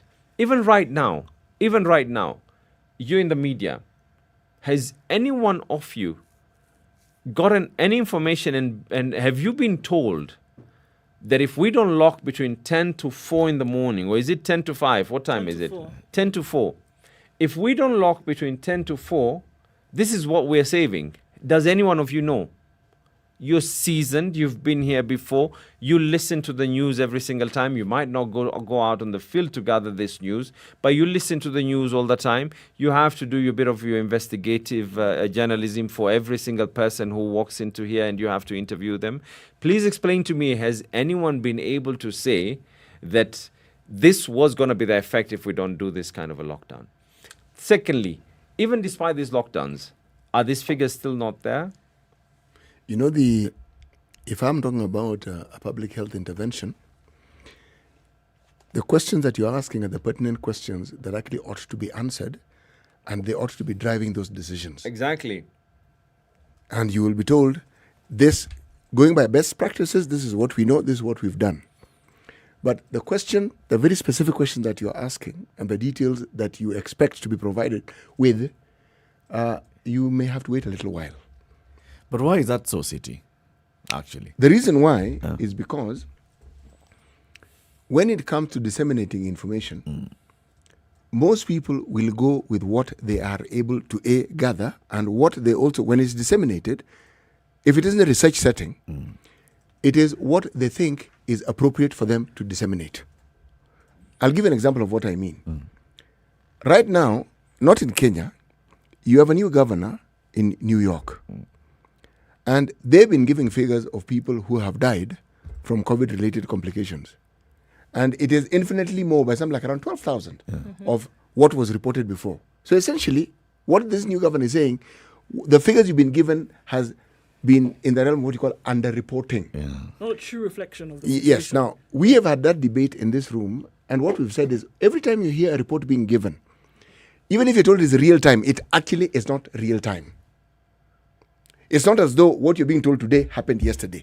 Because the process, That is true. The process of collecting information doesn't actually quite work that way. It's not instant. No, it is actually not even instant. When I say real time, it would have been a true reflection if you were told the information we give you is data that is collated over this period of time, and that's what we'll be doing.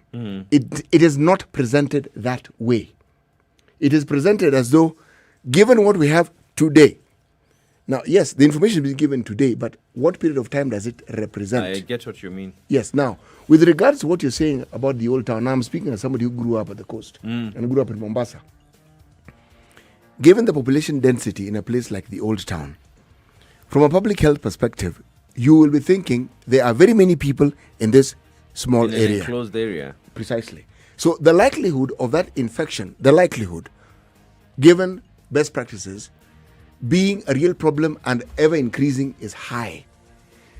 The problem in my mind, Mheshimiwa, is not the reality of the situation, but is the lack of appropriate communication that those in authority often have in such situation, where as you are taking your steps, you've adequately explained to the people you're implementing this on why it is.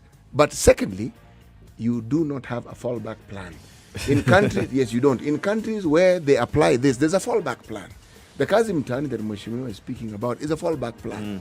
The Kazi, the assistance for the Wazees is a fallback plan. Yeah. Because if you shut me down and I can't conduct my business as usual, what do you expect Give me the to do? alternatives. How do you expect me to live? Those How are do the you expect me to questions, survive? actually. You know, that you know that just allow me. divorce Let's take this have break, and then increased as well? let's take just a quick break. Yes. And then we continue the conversations, because we want to take a look at the traffic now. What's happening on the roads? Abdul Nasir, the MP from Vita constituency, is with us in the Situation Room today. So we're discussing a number of things. Now, this is about opening up the economy, life after that lockdown. And I know why he wants to do that. It's because he wants to be able to campaign freely. No. I'm just being facetious. 26 minutes to 10. Good morning.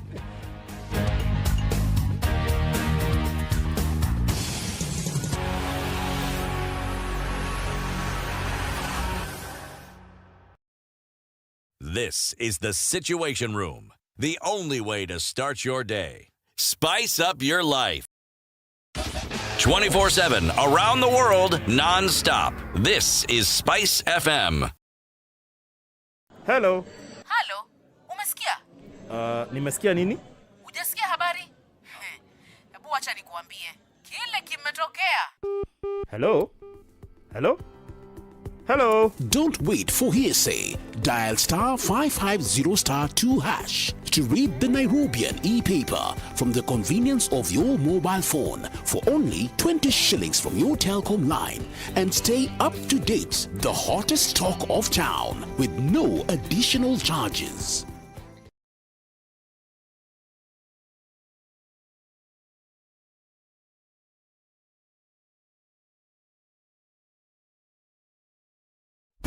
Classic soul, R&B, smooth jazz, neo soul, and nostalgic ballads. Make some noise. Yeah! You're listening to Spice FM.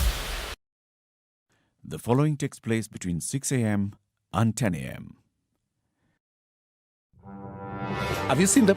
Am I lying? Yes, it's a very nice outfit, I must say. Good Thank job. you. Asante sana. The compliment is well received. Good morning and thank you. Everyone in Wasingishu was asking me what channel is SpiceFM. 96.7. Tell them that, right? Yes, now they know. Thank you. It's a pleasure to be here.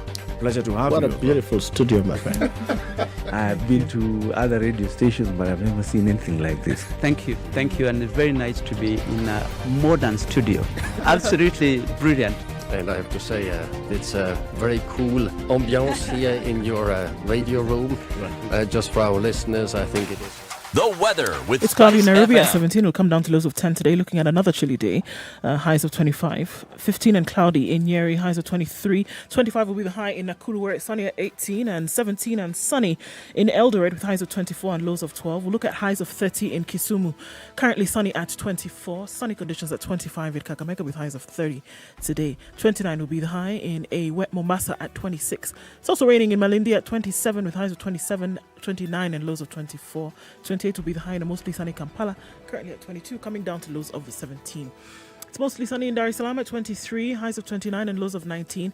And light rain now in Johannesburg at 15 with highs of 23 and lows of 12. It's mostly sunny at 25 in Lagos with highs of 30. 32 will be the high in a mostly cloudy Kinshasa.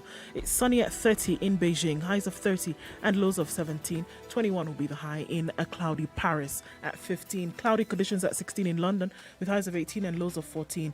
And clear conditions at 26 in New York very early Thursday morning, going to highs of 33 and lows of 25.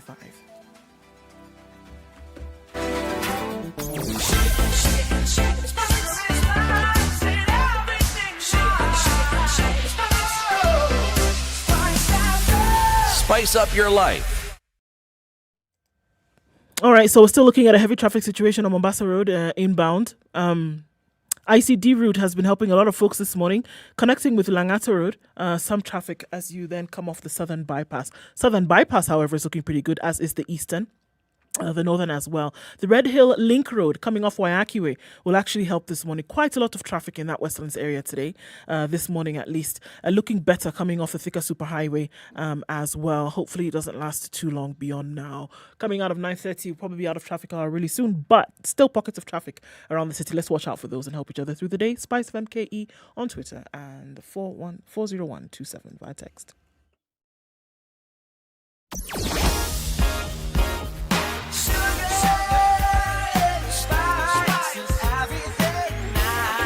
All right, so we're still looking at how can we make sure that we are being careful on our roads.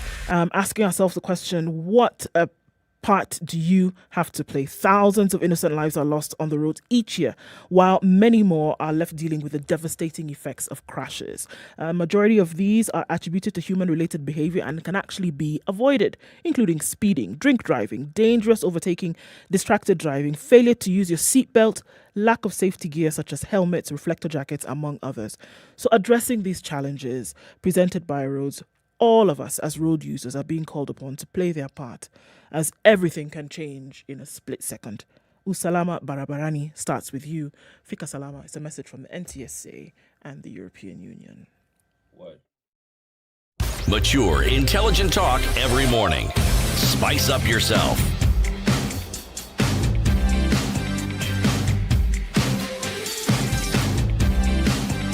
Mornings done and right.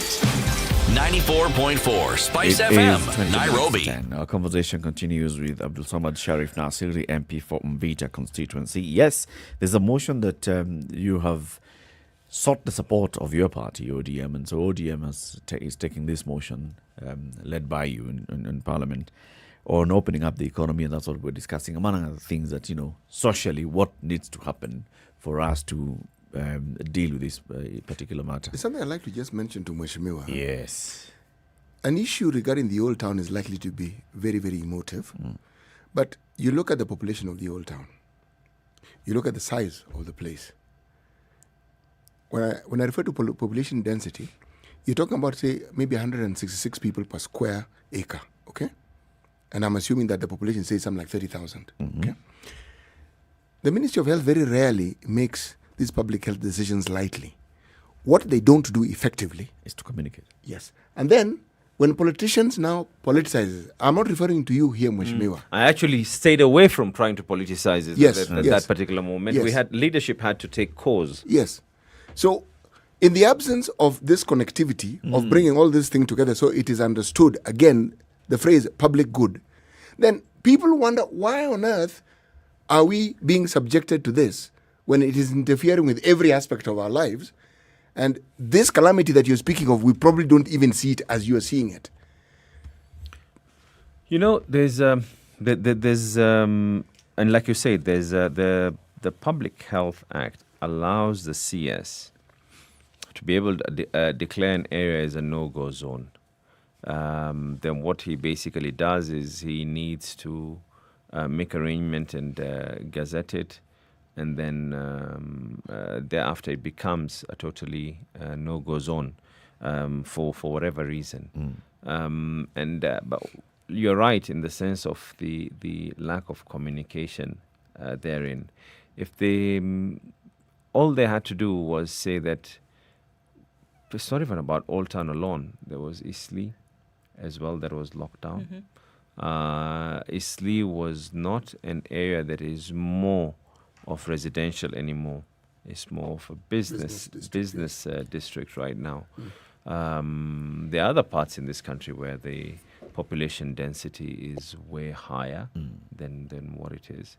But even then, the people who actually, and for no other reason, but because they fail to explain the reason why they're doing what they're doing, even then, the people that were there, people who benefited quite a bit, are also the cops.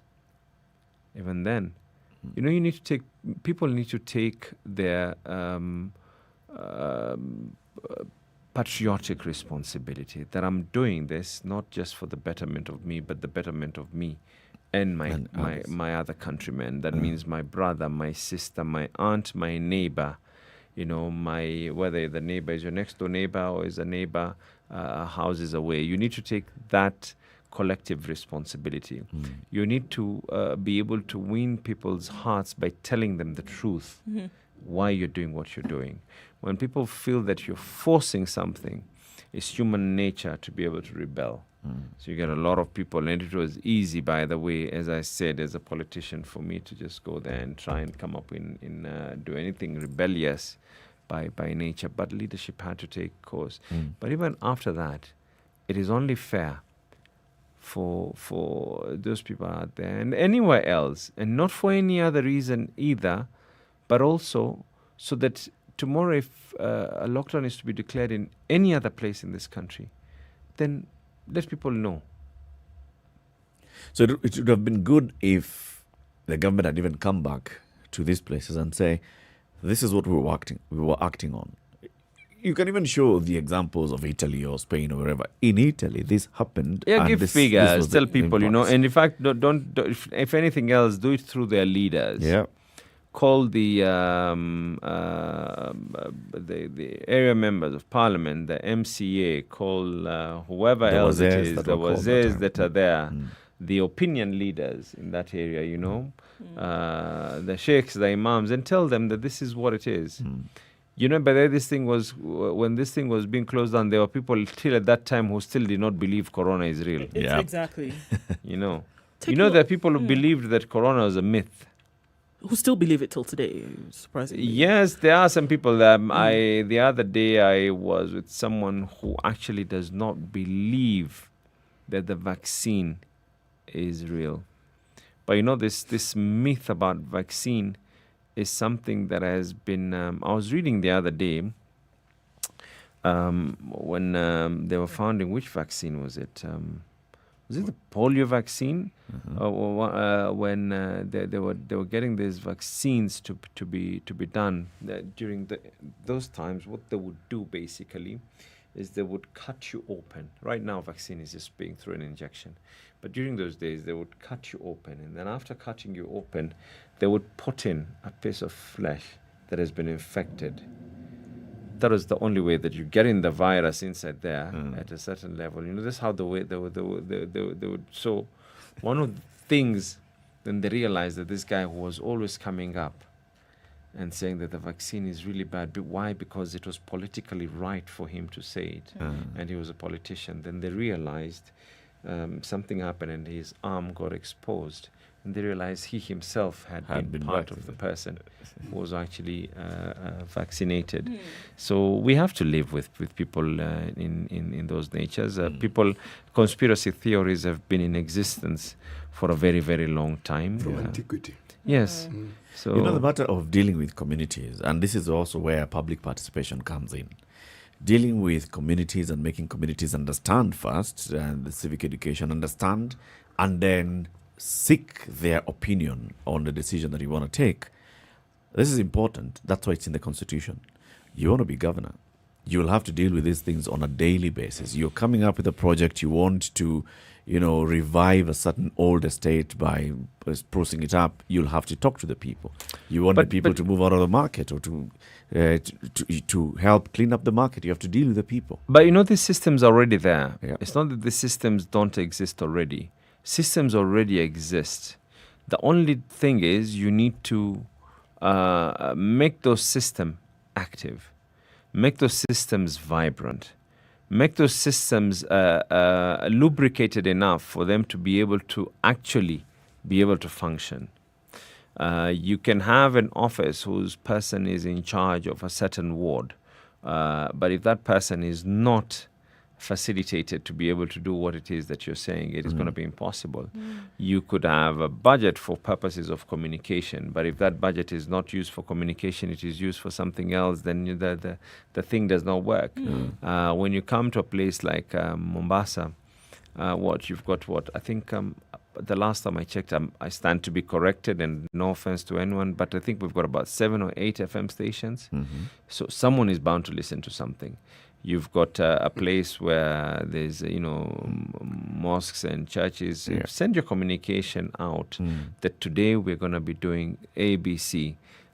You've got people the village elders, the Nyumba Kumi Balozis, the systems that have already been put into place. So the system's not that they don't exist. You, as an individual, cannot have a monopoly of being able to have good ideas, that you're the only one who has those good ideas. 2, you cannot have a monopoly of being everywhere at the same time. It's impossible. That is the reason why the county has employees, as it rightfully should, so that these things can be able to be done. Your role is not necessarily to be the one to actually, you have to come up, as a leader. Malema was asked this question once, and he said that, your role is not actually to be the person who's going to be an excellent engineer or an excellent doctor. Your role is to actually be the person who's going to come up with a vision. This is what I want. Hire people to get that done. Hire smart people. When you hire a smart person that you want to revamp the sewer system, you want to revamp the lighting system, the street lighting, hire people who can be able to get the job done. Taking all those things into consideration and just hearing, obviously what your sentiments are. Why do you want to be the governor of Mombasa? Why shouldn't I be the governor of Mombasa? No, why do you want to be? Not why should you not be? No, Why do you want to be? As I said, as I said, some things are calling. You know, I think I'm one of those people who never actually. I never started by saying that I want to be member of parliament, but it picked up and I became a member of parliament today. More people are talking about me being governor than myself. There was a time even I had to be asked questions. Are you sure you want to vie? Because more people are talking about it than yourself. And when you look at things the way they are, based on the things that I've been able to do, today I get calls, and I try my best to return all calls. I mean, once I leave the studio here, I think I'm going to have probably like about 30 or 40 missed calls. And I try my best between one meeting to the other to return all calls. You'll realize majority of these things are not even correlated. 1 out of 10 of the calls that I will pick are related to me being their member of parliament. 9 out of 10. You know, and I ask, where is so and so? I think also it's because of people feel safer dwelling on these matters, on you and everything. And more than anything else, I think I would be betraying the people if I don't offer what I feel should be offered. Mheshimiwa, there's a debate that is ongoing, and we in the media are helping propagate it further. It is, I'm paraphrasing it, it is the self-actualization of the coastal people as manifested in a drive to have their own party. It's not a new conversation. It's been there from the times of my late father. Yes, but also now the discussion that is on and off with all manner of different players coming into it has been the bringing together of these political voices, political parties at the coast together. Now, as a member of ODM, do you think that ODM represents the aspirations of the coastal people, or do you think that these parties or the representation of the conglomeration of them would do a better job? You know, we used to have the Coast People's Party. Yes. Then we used to have KADU. Yes. Of course, after Kenya changed into a one-party state, then everything became KANU. Yes. Then even after Kenya now having a multi-party democracy, we had, I think, KADU Asili, we had Shirikisho, and we had a number of other There are very many other political parties that were there. If you look at some of the parties that are truly being born today, if you look at some of them, I'm not saying all of them are, but if you look at some of the parties that are being born today, not necessarily the ones from the coast, they're being born by people having a homogeneous kind of society where everyone speaks the same language, everyone, is the same tribe, everyone would, a bigger percentage of them would fall for a certain level of being, in terms of understanding. It's homogeneous, Where I come from, the coastal region is very cosmopolitan. Cosmopolitan to the extent that the people of the coast region themselves, there are so many tribes that are in there. You walk in from, you just look at the map of Kenya, and from Lamu, Kizingitini, the dialect that they speak, what they believe in, their values and cultures. Then you move forward, you get to the Pokomos, how they speak, and everything else. Then you move forward, you go to Atamu, the lives that they live. Then you move even forward, you go to places like Malindi. Then you go to Kilifi, you reach Mombasa, you go to Likoni, you reach to You should have diverted to Kaloleni. And exactly. Then come back this way. And I'm just looking at the coastline, the shoreline of the coastal region. Then now when you want to go into the hinterland, the places like you talked about, Kaloleni, Mazeras, and you move forward even further, you now start getting the Taita, the Taveta. You go to Taru. Exactly. And all those places, then you get to so Taita, Taveta. We are a very, very cosmopolitan people.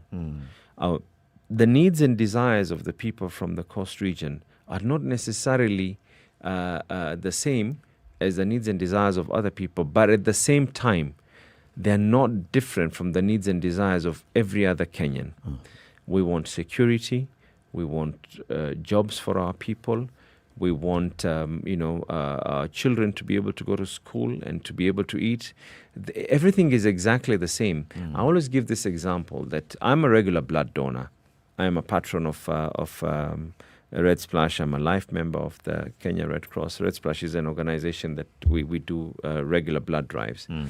And one thing I can assure you, I do not know whose blood I'm going to need tomorrow. I do not know equally whose blood that I regularly donate goes to. Why? Because God created in such a manner, in the eyes of the Almighty, we are all equal, regardless of our tribe, regardless of our color, regardless of our political affiliation. One thing is there, the need for life. And when in a day-to-day basis, when you actually start discussing, defining what life is that level of interaction for me to be able to feed my children, for me being able to see you grow, for me being able to humbly serve you. And that is what defines what life is in the perspective that we are in. So I do not believe that we need to have necessarily a coastal political party.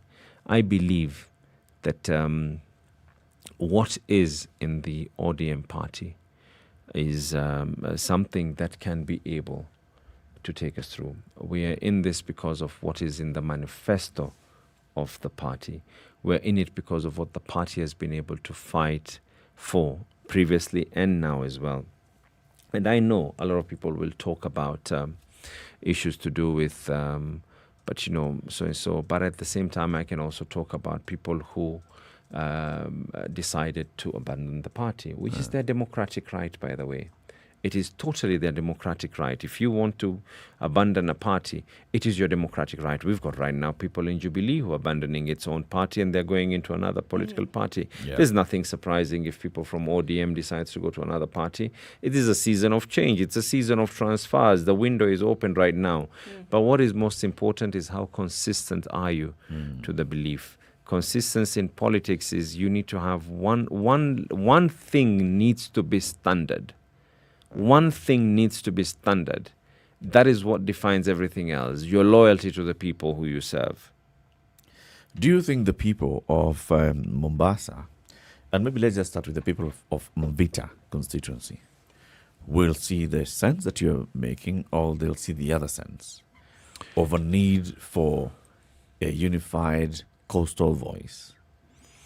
Please tell me right now what is stopping us from being unified as a coastal voice? Is it because I did not label myself? Forget about anything else. We can still be able to talk, all of us, in a unified manner, regardless of our political affiliations. We can be able. What is there to stop me from talking to anyone else? The issues that are affecting our people are all the same. The only difference between me and probably others is in how we are meant to tackle these problems. But the matters are the same. The matters are all the same. My ideology might be different politically from my colleague's ideology. Does not mean that we do not believe in the same thing. Does not mean that if we are all going to be, branded, labeled that we're all here. We've been able to vote in Parliament before on some matters, regardless of our political affiliations, on matters that have affected us, matters to do with the port, matters to do with many other things. So I do not believe that just by being labeled, this is basically exactly that it actually just brings unification. Unity is loyalty to the people who elected us. That is the first principle of politics that you should never ever swear away from. Abdul Nasir, thank you very much. Thank you for having me. You were to come for an hour. You've stayed for 2 hours. That just tells I know. And we've barely scratched the surface of what we really wanted to discuss. Oh my God! At this rate, we might end up going the whole day. But it was beautiful. It was beautiful being here with you guys. You always learn something new every day. Be good as well to get to see what the reactions of the public are. Yeah. As I said, no one has a monopoly of good ideas, and no one can be able to have a monopoly of how things should be. Very true. So today's proverb again, Sweetie, that he carries home with him. A baby cannot be heard crying in their mother's womb. Okay. Kiswahili, mtoto hasikiki akilia akiwa katika matumbo ya mamake. Bas. My parting shot. Thank you very much. Thank you very much for tuning See you in guys. to the Situation Room today. Join us again tomorrow, the Friday of this week, the 27th day of August. Now until 11, some good music, and then DJ Absolute and Yolanda will be here from 11. A very good morning to you. It's now 10 a.m.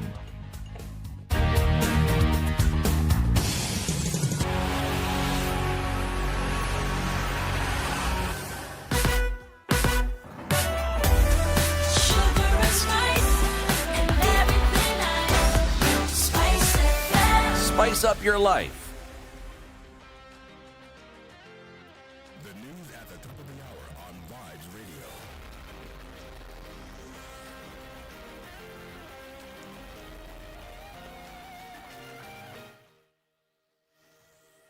Good morning. This is the Newswire. I'm Leah Ubaga.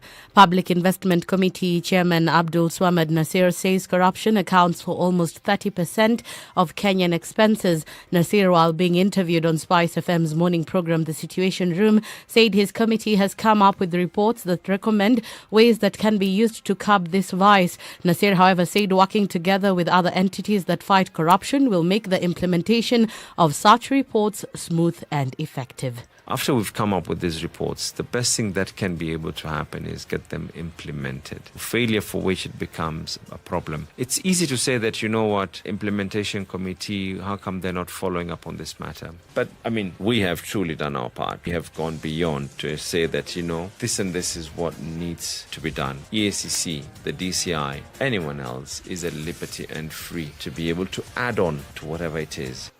Funeral preparations for nominated Senator Victor Prengi are being held today starting at 4 p.m. According to the Prengi Funeral Committee, chaired by Nakuru Senator Susan Kihika, the ceremony, which will be attended by a few leaders at Good Shepherd Church, Ngong Road.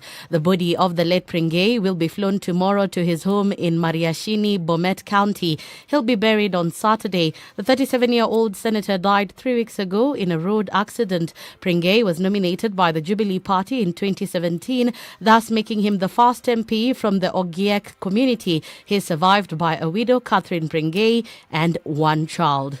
A post-mortem report shows that John Kiru, who was allegedly killed by police for breaking curfew laws, was hit severely with blunt objects, causing internal bleeding in the brain. The autopsy shows his skull was fractured and he suffered a concussion, causing him to die. Kiru, 38, was killed on the night of Wednesday last week in Kayole after allegedly being arrested by police officers. His death caused protests in Kayole, with area residents demanding for justice.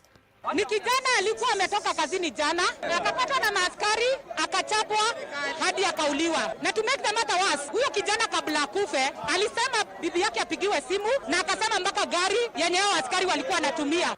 And finally, Deputy President William Ruto will not be the fifth president of Kenya, but he'll be elected in future, according to KOTU Secretary General Francis Atwoli. Speaking in an exclusive interview with a local TV station, Atwoli said Ruto is a hard-working person, a shrewd politician, a mover of masses, and stands a better chance in future elections, but not in 2022. William Samoei Ruto cannot be a president. But now it might be a little bit very difficult. I can tell you I don't know for sure who will be the president. He will not be the one. That's the Newswire. I'm Leah Ubaga.